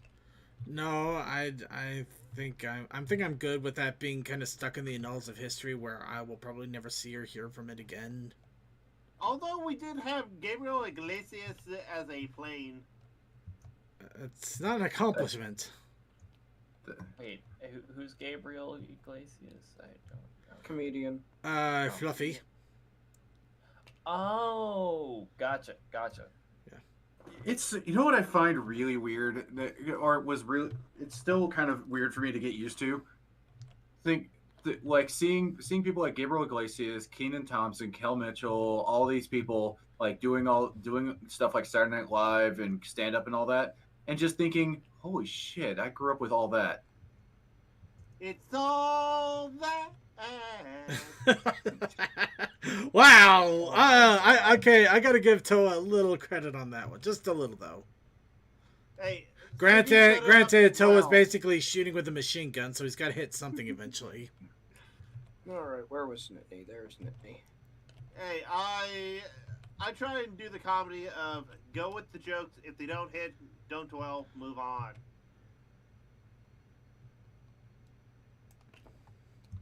Okay, you go there. Right. For a second when I was looking at this piece upside down, I thought that was a human OC. I actually thought that there was one character up here I thought was a human OC, but it's just like a pony with shades. It's just cut off really weirdly, so it didn't. Are there any rules against having a human OC in the background? I don't think there is per se, but I haven't seen anybody actually post one, so I think it's kind of more of a social understanding more than a rule. Somebody needs to make a humanoid OC. Oh, wait, hang on, I got it. Okay, remember back in Generation 1, that weird little Nomi guy, the guy with the hat. Meech, no, not Meechik, or maybe something like that? Yeah, it's probably Meechik. Or is it... Yeah, that guy. For some reason Moochik comes to mind. Hang on. Yes, so somebody needs to make an OC based off of that. Moochik. Yeah. Moochik is a strange gnome sage that Megan Pony seek help from at times. Oh yeah, I remember him now. Yeah, played by was that Tony Randall? I don't know, but I know he had a song and a rainbow in his hat. Well, if we're gonna go that far, why don't we just bring in a character from a completely different series? We could bring the Flubble Wubble Wubble we saw in the East of Mind guy. Okay, seriously, really, the My Little Pony G1 wiki on fandom, they don't bother putting his voice actor. They like. I get it. It's like this whole thing is about the character, and that makes sense. That there's a character, but he was a celebrity. Yeah. Let's see. What about Jaw Commander, or are you just being silly? You know, I think we kind of already hit the point of silliness with this, so why not? All right, let's make a smooth OC. No. Didn't we already discuss something like that? And you see, this is puzzle mode. Yep. This is time for discussion. Let's discuss There we really go. bizarre OCs to do. Yep, there we go. Tony Randall as the Moochick. Ooh. Which, of course, I only know Tony Randall from, hey, you're Tony Randall. Only no, I don't know, but that was funny as hell to me. It was a Saturday Night Live sketch when one of the times Tom Hanks hosted, where he had a recurring character he did at times where it was called Mr. Short Term Memory, and in one of the episodes he was on a game show. And the final round was you play with a celebrity guest, and it was Tony Randall. And the joke was that he first comes out and goes, "Oh hey, it's like, oh my god, it's Tony Randall," and then literally 2 minutes later he turns and looks at him and goes, "Oh hey, you're Tony Randall." And it basically goes on like that for a while. By the way, apparently Tom Hanks did a version of the Talking Heads, same as it ever was. So did Kermit. You know what? That's not bad, but I think they're great. I think he actually did that, but he changed up the lyrics and there was some animation to it. But I think I just saw that in the after party. My favorite movie Tom Hanks ever acted in was Forrest Gump. No, I think my favorite Tom Hanks was David Pumpkins. There's a scarf. Yeah. I'm David Pumpkins. And the skeletons. Part of it.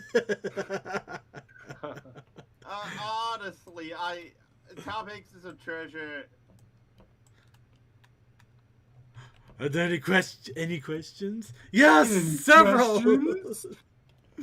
That mare swooning over the gray, red, and black OC. Oh goodness. No idea what you're talking about. Time to start rotating these up. Wait, is that the face? I think. Yep, that's the face. It's right there. Yeah.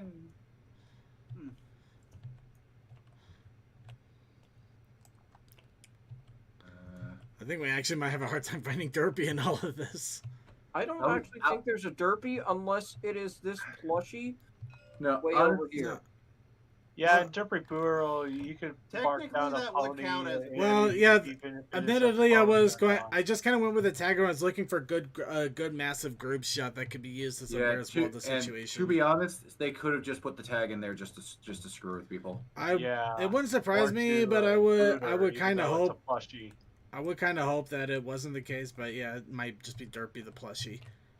You know what? If we don't see an actual Derpy in here, I did see a Twilight in here though. So if there was a Derpy plushie, then yes, it would have gotten that tag.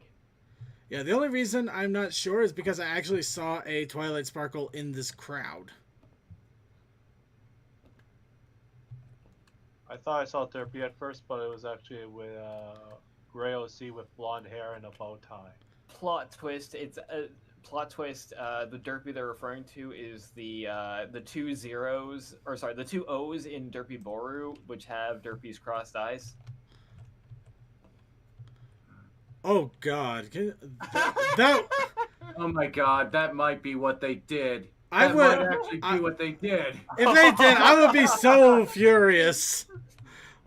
I mean, it's still made for a hell of a puzzle, but still. It is an art board, probably run by artists who might be that full of themselves to do that.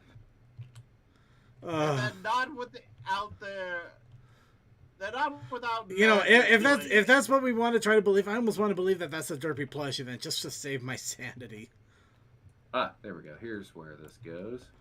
I can't believe it. We must believe the Derpy plushie instead. Nothing else will make me feel sane. Oh. Wait, you're trying to feel sane? You know what? Speaking of way back where British shows that came to America and flopped hard, did anybody know that there were, does anybody know of the British show Taskmaster? Yeah. I think I've heard of it. It's fun. Oh, it is a fun show, and it started popping up in my YouTube, so I watched a lot of it. But there have been rumors that's coming back. I know that. Yeah, they got a One season Running 11 Run coming. just Apparently. did a bit on their monthly stream that mimics it. Yeah. It's a fun thing.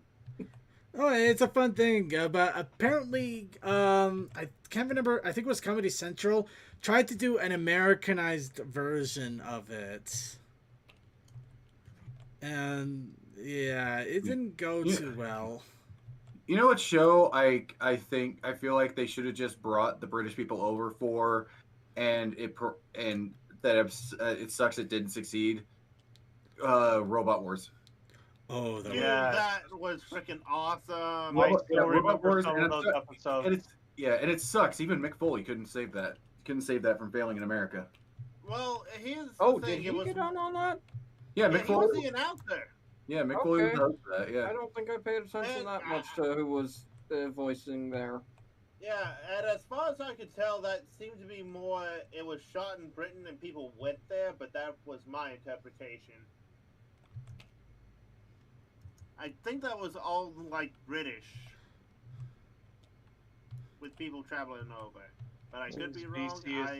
Well, it had to get shot somewhere because it definitely died. What'd you say about CMC? No, VC. I don't see Vaguely anywhere. I thought he would come on later. Oh. Maybe he. I don't know. But Suki, I freaking loved Robot Wars when it was on Tech TV /G4. Oh yeah, I remember they used to show Lupin the Third on there. Oh, I'm so pissed. I still haven't seen the Lupin the Third CG movie yet.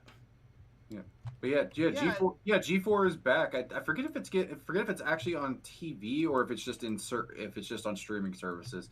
Actually, it's not back per se. Apparently, they had some delays due to Celestia's Pancake Madness, but looks like they're making a YouTube channel out of the thing. But I love the fact that freaking Xavier Woods campaigned to be a host and got it. Ooh. So, I do hope it does come back. I mean, G4 I didn't get a whole lot of time to watch, but I did have a friend that did have a subscription to it, so I did see it a couple of times, and it was so much fun. Xavier Woods is part of the New Day. He if you've seen that faction, he's the one that usually comes out with the trombone. Mm-hmm. Oh wow, that was lucky. Yeah, he has a gaming channel called Up Up Down Down as well. Yeah. Oh. That sounds actually interesting. Yeah, he got into like British campaign to be a host on there, honestly, I was also thinking I would like to see some if they do get themselves back together, I want to see a revival of some of the original shows that I remember from, I guess more when Tech TV and G4 were kind of first merging. Yeah. I want about 30 hours of Cops. Huh? Okay. 30 hours of Cops. No, I'm talking oh god, I would love a reboot of maybe Portal, something like that. Code Monkeys. Code Monkey could work. Code Monkeys is a wild show. It only went on for 2 seasons. What was the show? There was a show where it was basically how you saw a bunch of game trailers a lot back then. It was Cinematech. All right, Sonic 54221 liked Robot Wars. He thought 5th and 6th were the best. Yeah. Just to mention.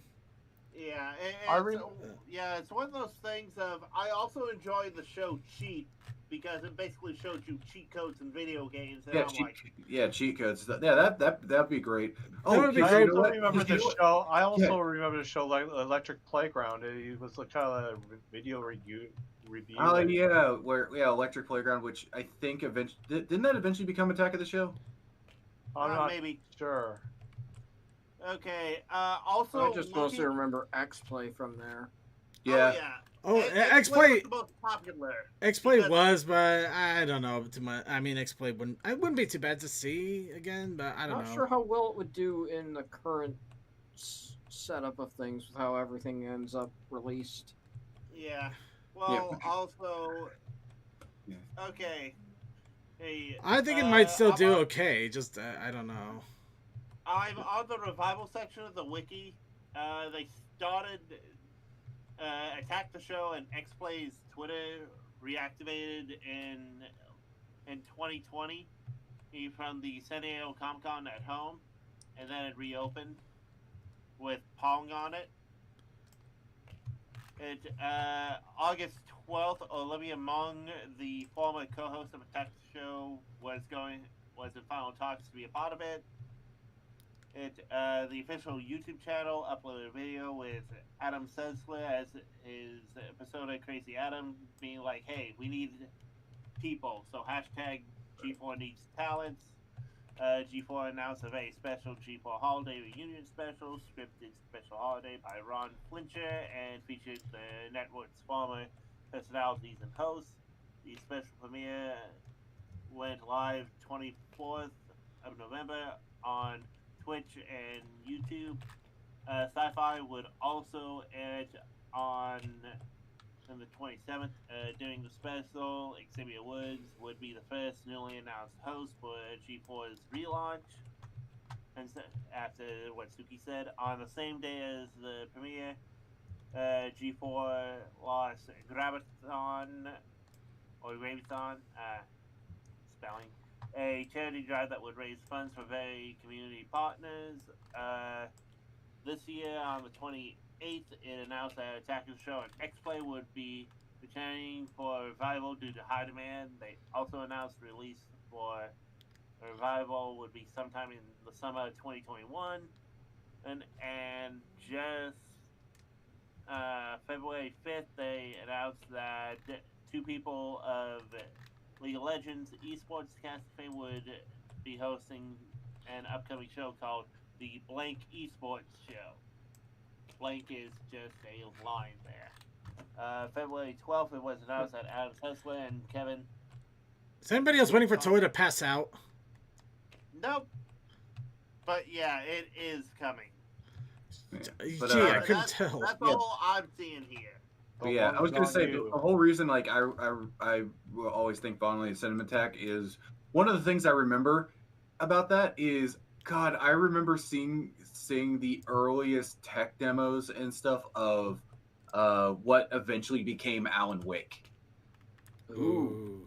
Like this was back when Remedy first put the stuff out about the game. This was back when it was supposed to be on it was supposed to be back near the launch window of the original Xbox. Oh yeah. Oh shit. Oh no, it wouldn't shit. have been the launch window of the original Xbox, but yeah, it was going to originally be on on just the Xbox, and like they had a full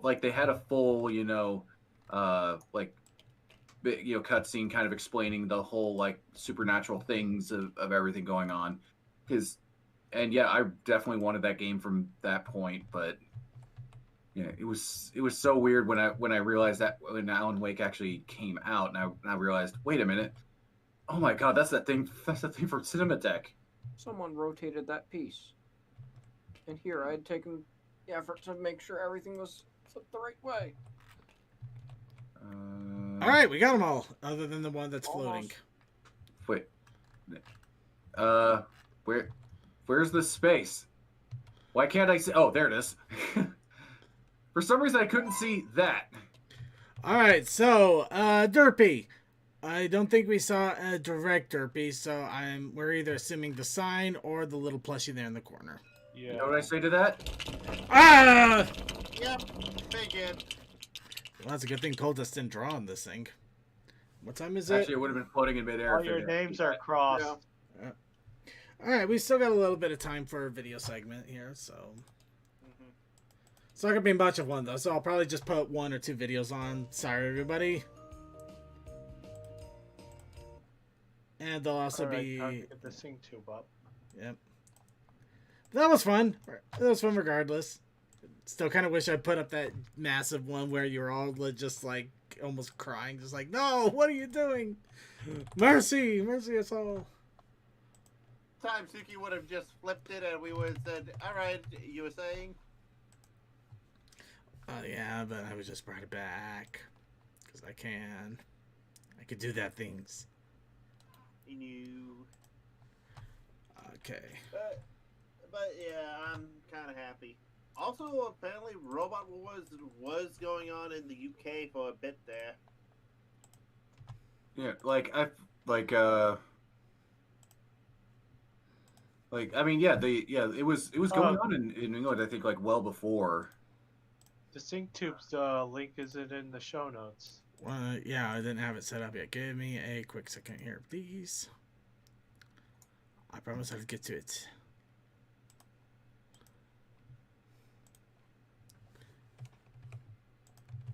Oh, that's why my typing isn't finding it. I was going for something no longer existing. We're SciTube. Okay, and yeah, I think this stuff has a long list of credits and advertisements and stuff at the end of it, so this should end by the time where it's time to end the show. So everybody, let's listen to a bunch of creators talk about the creator's curse. Oh man, I am so stressed out right now. What to do to fix this? Oh, Mary. Hi, Manny. Ah yes, the perfect straw man. Literally, Mary, I feel overworked. What can I do to fix Yeah, this? if this is the case, I'm probably gonna go pass out, Circuit. To be perfectly honest. No, I know you're probably. It sounds like you're pretty exhausted. Do you want to give a quick shout out before you go and wipe yourself off of the off and out? Come by my streams. I'm fun. I swear. See you later, Suki. I'll be sure to bug you when you get a yeast too. Yeah, which won't be, by the way, real quick, won't be this Saturday. This Saturday we are hanging out with friends, so Yeez 2 will probably start the following Saturday. Traitor. Okay, sounds good. Alright, have a good one. Yep, see you. There, cute artist friend, cute. Might be a bunny, I'm not really sure. Can review the MLP episode suited for success with you, which you've been putting off for so long so you can talk about whether you should make exceptions for friends when offering to do work for free for them, even though this is your full-time job. There, segue set up. I'm gone. Bye! What just happened? What the? Hey! Who pulled me out of my channel in the middle of my own project? Artist friend, overstressed, overworked, and over here. Oh, sorry, Maddie. Oh, do you need a hug? Always. So, let me guess. Mary's summoned to be here for a review. Yep. But what about my collab project? This is an episode I have been meaning to talk about for a long that was a beautiful cut. It was. By the way, anybody who commissions creators or is a creator, yeah, this will be a good one for you. Might be cathartic. There's a reason. Suited for success. There's a reason this episode is my top episode of season 1. Aside from the action adventure premiere. By client specifications, and the results threaten to ruin Rarity's prospects with a very famous fashion designer. Yeah, this episode makes me quiver a bit due to the subject matter and knowing full well how Rarity must be feeling every step of the way. Should an artist make exceptions for friends when they do offer to do free work for them? Do the main 6 take advantage of Rarity's generosity, or did Rarity make the changes to keep her friends happy and inevitably sabotaging her initial goal? Hey, Bliss. What? She's working for exposure. No! I'm falling for this trap. I know this pain. Rarity, run! Save yourself! It's clear that Rarity loves her friends. And Seriously though, how does anybody think that would actually work? At least nowadays. Exposure doesn't always pan out when what one thinks. Trying to find the unexperienced that aren't Twilight isn't worried or concerned ready about for how it. she looks, People die from exposure. She has is fine and just wants Rarity to make simple repairs. Oh, some underhanded people use the word exposure to get an artist's name out there as a tool to get them to work for them for free, even though it shouldn't be the case. Hang on, dying of exposure. Are we talking about spicy rocks? Yes. No, we're talking about what have normally do? expectations. No, we're talking about just it's just a joke in general. The whole idea is exposed. Column A, a little bit of column B, a little bit of column C. There you go. People who you do it for will greatly appreciate what I your do? efforts. Talk about Just trains? don't let the mindset Yeah, of giving back sure. to others run you ragged why into not? the ground is the issue. Ah, yes. Learning Well, the you art also of delegation, do stuff being for humble either enough to exposure know or when to just ask to for do help, it because you or can. to admit Oh, you I don't take do on anything more for than you can exposure. chew, I striving draw for things because I just perfection, want please to. clients As far as and I'm friends alike, concerned, the to fact that earn people a keep feeling finding of out about accomplishment, me is to concerning. boldly go where no artist has gone before, learning the art of I want the delegation. opposite of exposure. I like people not knowing me. So you like notoriety? Others who likes No, to I make don't. them smile with the Okay, help of my not artwork for notoriety. video What's the editing. word? So if I'm able to help, I'll do I whatever like I making can. things. But after working an entire climax Peacekeeping? series of TFT No, that's- Red versus Blue, I Yes, am not liking beekeeping. this. for those who support I am me not on liking this Patreon, new art several style. commission projects I'm during a the beginning of beekeeper. every month while trying to balance time. Well, to play I D&D with my don't think this friends. is a new art style per Spring, se. I I think made this the is project Maddie easier for Munchkin's them, normal being a art guest on style. online Just we convention, and usually still don't finds actually some way to talk about his squeeze stuff You in know on what the I content mean? from It's my been years channel since I've projects seen and Mad watching Moncton, it. so I'm a little Usually confused. Ah, fair Usually enough. Maddie has others artwork doing for the actual thing. This is her.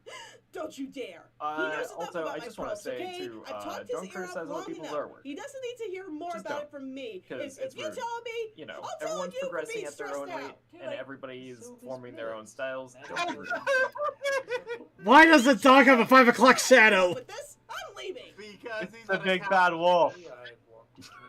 These cases, you do He'll huff and he'll puff and he'll talk your ear off. No, that's worse than death. Actually, I might have to make that joke on his YouTube now. Who says we're panicking? I'm not. I was in the middle of working on one of my projects when the much taller pink version of these two pooped me here to talk about Suited for Success. Because apparently she and I relate to this way too much.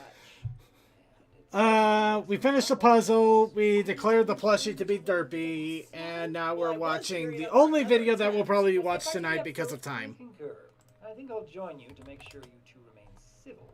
Yay, the talking squirrel! I have to admit, going back to season 1 is Talking squirrel. very strange after watching the show for 9 seasons. This is the 14th episode of the series and marks a turning point in regards to the season-long plot leading up to the Grand Galloping Gala at the end of the first season. It also offers vital character development for Rarity and showing where she fits in the dynamic of the main six. The episode also serves as a preface for another story from season 1, Green Isn't Your Color, as well as Sweet and Elite in season 2.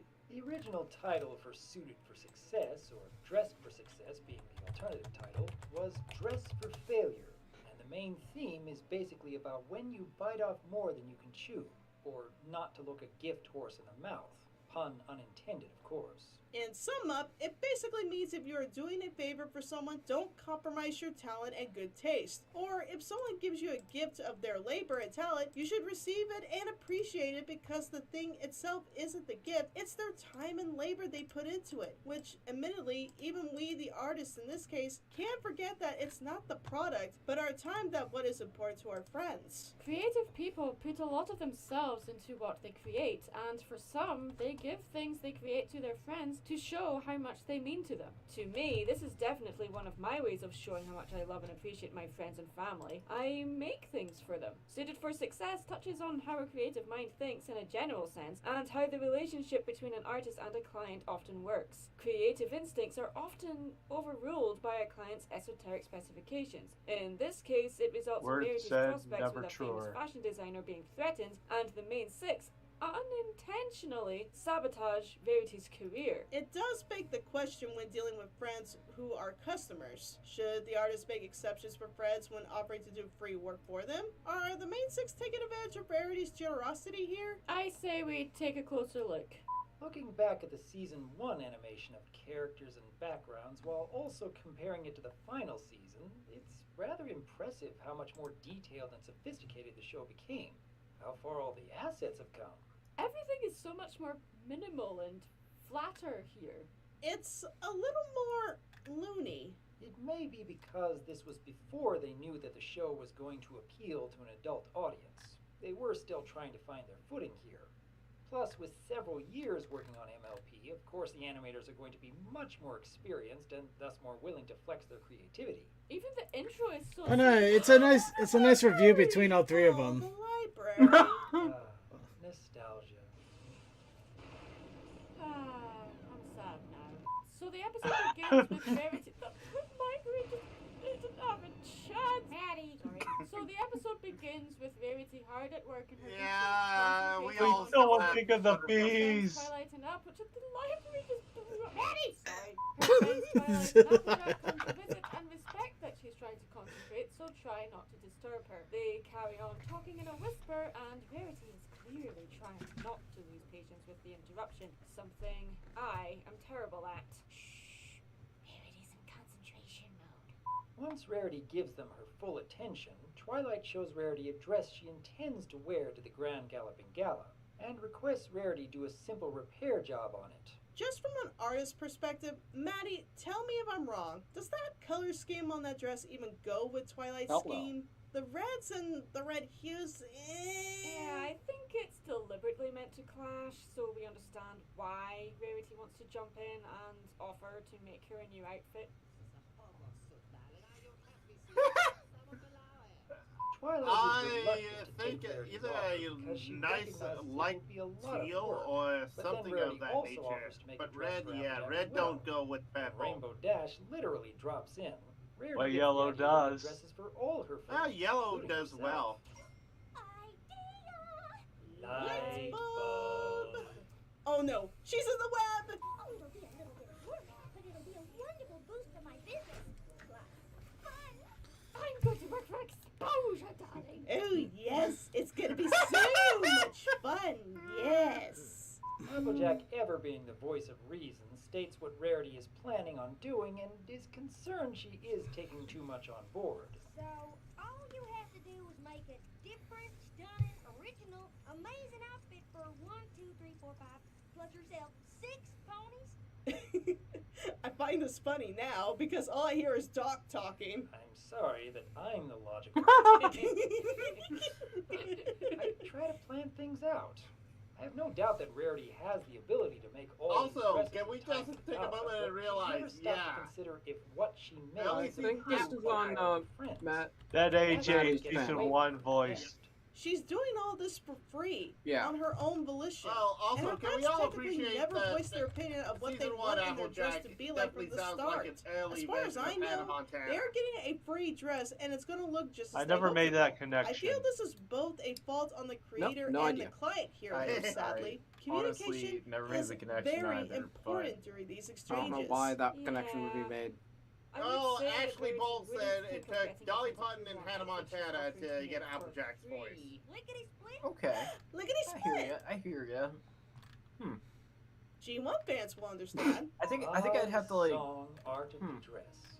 A parody or I'd have to listen to tribute Hannah Montana's to the voice. Sondheim song, This putting it song together enca- as music for Sunday in the encapsulizes Park with George. what Rarity is all about: Guides you creativity, into making dresses and full innovation, creative freedom and passion, control over each project. or When fashion. she shows the finished dresses to her friends after she finishes singing. She maybe oversells herself a little by saying, Aren't they all amazing? Ooh. Mistake number 1. Giving yourself praise not knowing if the client will agree. Don't get me wrong, it's okay to be proud of your work. I have moments where I was super happy with what I created, especially if it was something fun and what I had been wanting to do for a long time, and it was more personal than public. And for Rarity, I could get why she would say this since she wanted to do this because of her creative need and excitement. That being said, I get really insecure about whether or not a friend or a client will like the work I put into, say for a commission or a project for this exact issue displayed on the episode. I never assume the final product is finished until they give approval, and I never like to go too far ahead until I get feedback that I'm good to move on. But compromise and communication are important to accomplishing the same goal we all have, to create something amazing and entertaining. That's what good friends do after all. yeah, Rarity is almost intoxicated on her own inspiration here. Pouring so much time and effort into a project only to have an audience or client give you a blank stare or silence? Rarity Rarity's heart must have sunk dramatically at this moment because she would have been looking forward to this for so long and all of that excitement just becomes dead. What does that do to a pony? It turns into me. None of the main six have given Rarity any specifications on their dresses. It's given Rarity creative freedom to do her own thing for each dress, and because of the discipline she has and the experience she has in designing and creating, intertwined with the love she has for her friends and wanted to make them happy, she successfully creates a dress for each of her friends that to her and to the audience look amazing. They even get the power of approval from Opal. Do you think it looks cheesy? Yeah. Always consult the cat, because cats always know better. Oh, really? The cats are fickle as hell. Oh, look over there! Distraction! Rarity is pretty steadfast in insisting she do the dresses over to make sure her friends feel that the dresses are absolute perfection to them. But her friends just stare in silence. It's very disheartening and discouraging. Not getting praise to Rarity means she's disappointed them. I know what she's going through, though. My heart. Are you in actual pain watching this? It's certainly rubbing a few nerves. Fear of disappointing friends or letting clients down? It's hard for me to imagine. Yes, aim to do your best, but there needs to be a line. So after seeing her friends aren't happy, she offers to remake the dresses how they want them to be. So now each of the main six represents the different types of clients I'm sure you two have had experience dealing with. Fluttershy is too caught up in specific details, Twilight is obsessed with accuracy and aesthetic instead of design, Applejack is too hung up on practicality, Rainbow Dash is being vague to the point of showing disinterest, and Pinkie Pie is being overly excited at the opportunity while also changing her mind, constantly throwing new ideas at Rarity instead of keeping things focused and simple. The arm size type, the midi collar doesn't go with the shawl. How the hems are clearly machine stitched, the pleats are uneven, the fabric looks like toile. Use the back stitch when clearly called for a top stitch or maybe a traditional blanket stitch. And the over design is reminiscent of prêt-à-porter and not true French haute couture. Okay, I'm just gonna cut out my heart and give it to you. Here you go. Fluttershy has a freaky knowledge about sewing, but she knows nothing about design. Is she being too pedantic here? Is her feedback still valid in spite of the techniques used not really being important in the long run, especially since Rarity has a time limit? For me personally, it's good if a client knows what they want, but if they get too pedantic, it can stifle any creative freedom and make the artist lose interest in the project entirely because they know that they will have to repeat revisions to get it exactly how the client wants. Though in experience, a client may do this because they want to give the artist a direction to go in, which is good, but it's better to keep things short, sweet, and to the point. You can get into specifics during the process together. Going into all the minor details when the final product is done is far too late. Or what about when clients want to pursue authenticity to the point that they don't take into account how this is going to work as a whole, nitpicking about the small details and ignoring the bigger picture, not thinking about how these small details would work together. Twilight wants things to be authentic to the actual night sky, without taking into account if this is going to work for a dress or a piece of art or whatever else have you. Or what about when a client doesn't really know what they want, but they claim ownership over the piece and become pushy regardless of not having a clear picture of what they want? Whose dress is this? Okay, that was pretty pushy. Whose dress is this? The customer is always right. She's more obsessed with her wants instead of what the dress needs. I may not know much about it, but I can relate to Rarity's plight here. Making clothes is a form of art, and we have an eye for what we want, how it looks, how it reacts, depending on the mood or flow. I know it's complicated to describe, but while some may think they know what they want and think it will work, if you've not experienced or actually made the product, you can't really say for sure until you actually make it. Or in this case, try it on. I know that Lauren Faust was not the writer of this episode, but I have to believe that these next few lines in particular is just an animator trying to vent her feelings toward every producer she's ever had to work with. Gotta balance style with adherence, making sure we make a good appearance. I felt that. Make sure that it stays within our budget. What budget? She's doing this for free! At last, all the dresses are complete, and they are exactly what the main six asked for. Rarity Burn is them. clearly Burn them with exhausted fire. working, but she she is also. I don't know. happy The that her Rainbow friends Rainbow are able to Dashes get could happy like actually it be a turned superhero out, outfit, which is kind of because funny. It is exactly what they asked for. Pinkie Pie is the only one who actually. I'm surprised asks she Rarity didn't if put she that is on happy. in Mayor Do Well and try to Rarity stage her. responds that she is happy because they are happy. Oh yeah, Unless it's been thrown out long ago. Here is where Rarity gets the opportunity to meet one of her idols and a chance to show off her designs. As bad as the designs are, she does the fashion show for her friends anyway. This is also the episode where we are introduced to Hoity Toity for the first time, and the very first appearance of Vinyl Scratch 2, come to think of it. Relax, Rarity. Your friends like your outfit, and so will he. What's wrong with the lights? She is so overworked, she's become delusional. Relatable! Oh, those amateur's designs look like a piled-on mishmash of everything but the kitchen sink. Less is more, darling. Less is more. The awkward silence after the fashion Someone show. must have got the How do kitchen you sink recover from something like fanfic that? from that. Rarity was ashamed of those outfits and was forced to put them on parade in front of one of her idols. She should have said no, but if she did, she would have had to tell her friends how she really felt about the dresses they loved. How does one work up the nerve to face your friends like that? You'd be literally telling them that their ideas are terrible, at least in this case. Yeah, but given this opportunity to exhibit your work, whether it's your best work or not, to someone you admire, who's one of your heroes, when would that opportunity come again? She couldn't exactly pass it up. Rarity was willing to put aside this huge chance of getting her work into the fashion elite world because she cared more about her friends being happy. With that being said, her insistence on making the dresses in the first place, her insistence on getting their feedback even though it wasn't the best feedback, her insistence on pushing herself even to the point of exhaustion just to get them the way they wanted it, plus she had no idea Hoity Toity was coming until later that same day. She wouldn't have been able to plan for that, but she was trying to push herself, especially with her patience trying to make her friends happy. Perhaps when she was hiding behind the curtain at the fashion show, she was trying to convince herself that everything was going to be fine, even while knowing all the while it was going to be a disaster, knowing that there was just no way out of this.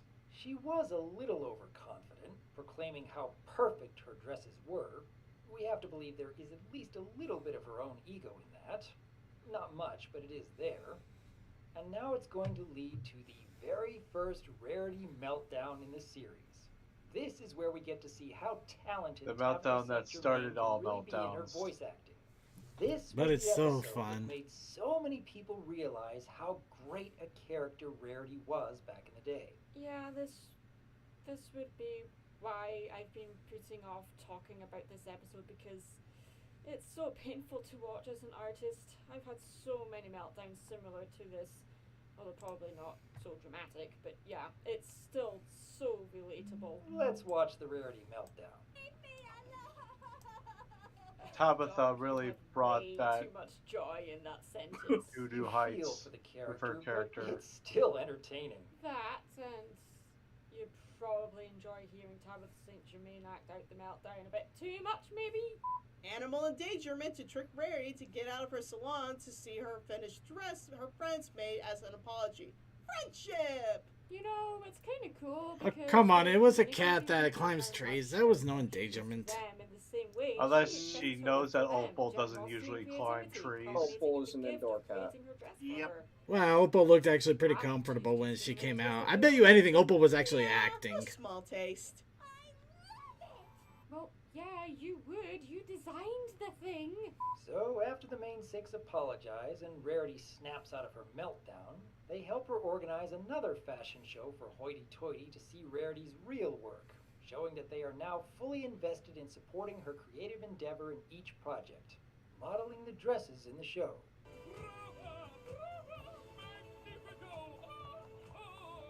Yay, validation! Rarity is very much a words of affirmation kind of pony, I think. Yeah, I'm not. I don't take compliments very well. Maddie, you do amazing work. Yeah, my kryptonite. So after we watching Thank the you episode, for does it still being hit too awesome close to and home doing for me? awesome Did it make artwork. sense to take advantage of Verity's generosity, or did Verity make the changes to keep her friends happy and inevitably sabotage her initial goal? A little bit of column A, a lot of column B. Don't bite off more than you can chew here, because nothing in this video is outside of Verity's You're too skill kind. zone. Proving to herself and her friends Yes, that she I has the am skills too to do kind, multiple but I projects at also once, am do them to a high person that would standard, hug you. and within a time Run, frame that she's run. set for herself and her own terms. The problem The stems crushing from robot the hugs fact will This kill you. this is on Maddie's channel, but I believe Dr. Wolf and Bliss also have links to it. that for granted. All in all, I think I have Obviously. a different perspective to this episode. Well, you'd be surprised. I've so very rarely been on the side of one being commissioned, and much more being on the side of commissioning the talents of others.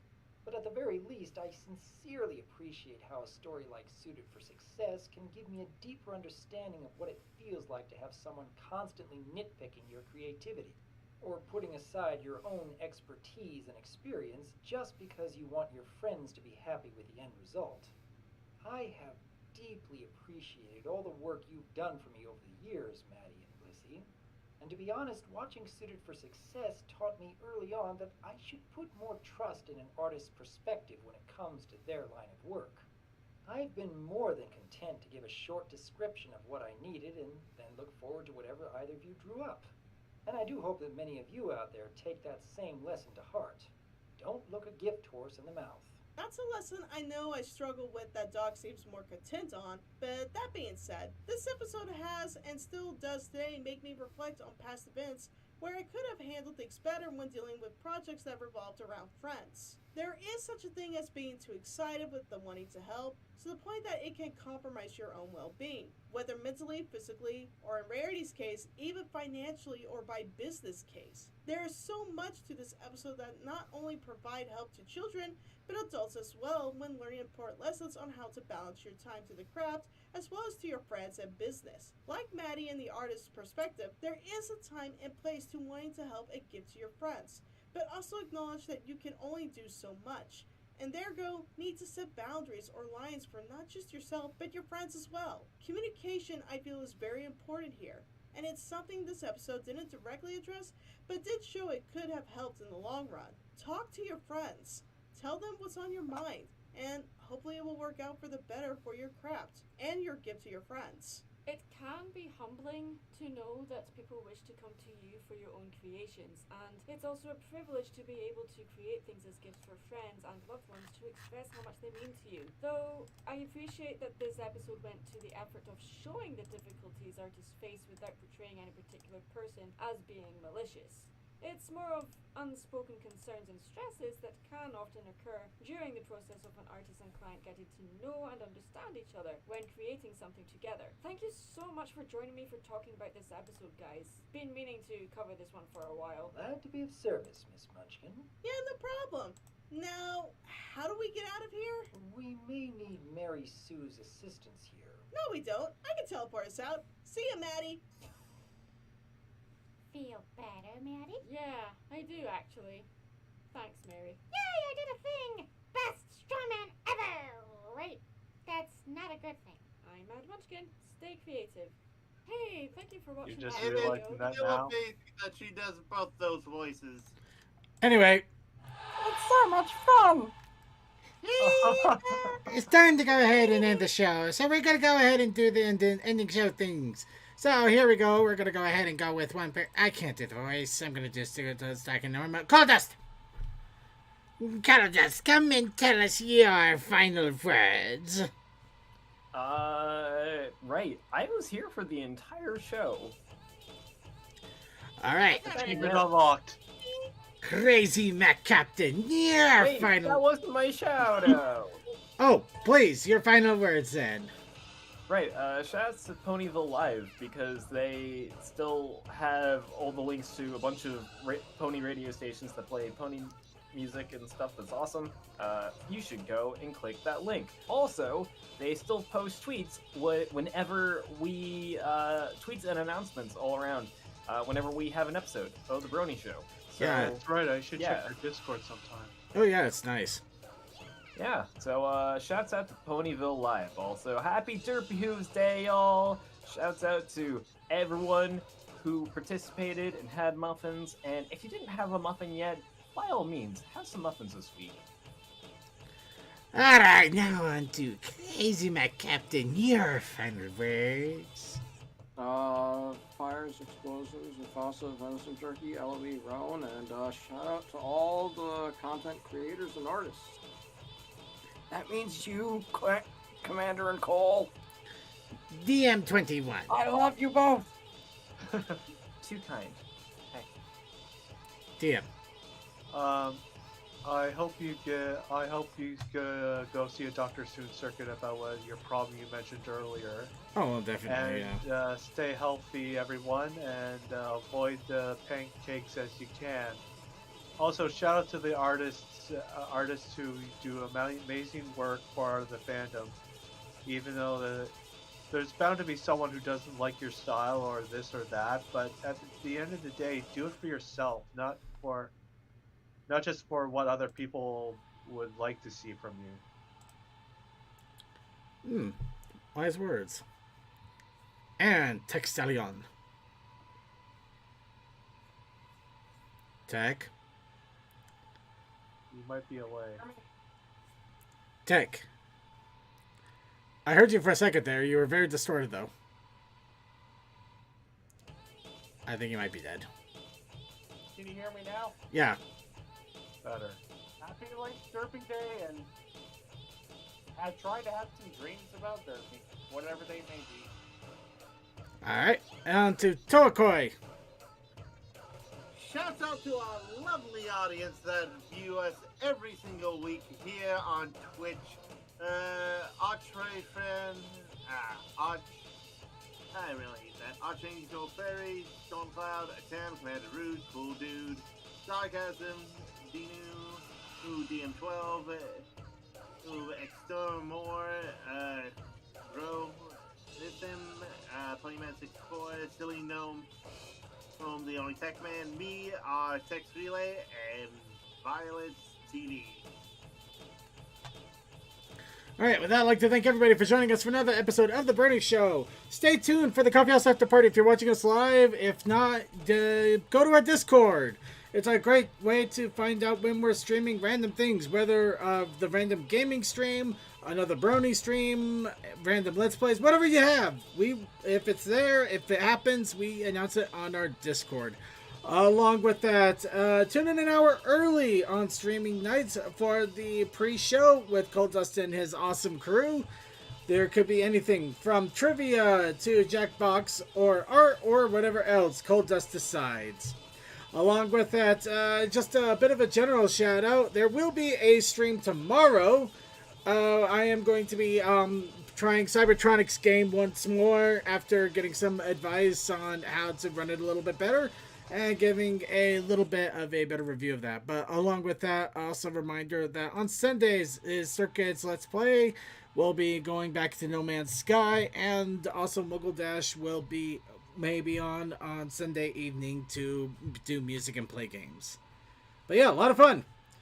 And with that, I'd like to thank everybody for joining us here on the show. Thank you to Commander Something and Crazy Matt Captain keeping an eye on the chat and IRC. Thank you to Clyde Conaquist, Cool Dude, Sarcasm, Fantastic Fred, Relay Star, Techman, Textilian, Yay, Archivers. Cole. Cole, it sounds like you're trying to eat your microphone, and it's not going too well. Oh, is my microphone thing? Your mic's doing the thing. It's doing the thing. Alright, I've been involved that long. Okay. Wow, that was a thing. It happens. So, welcome back, Cole. Okay. But yeah, also a big shout out to all of our archive watchers that watch us on YouTube whenever we upload episodes. And thank you to all of our watchers on YouTube, Twitch, and on Vaughn. However you catch us, thank you so much for spending a couple of hours of your time and enjoying our shenanigans. And with that, I'd say we're good to close out. So to close us out, we have Derpy's Perfect Math Class. And I wish you all the best of nights.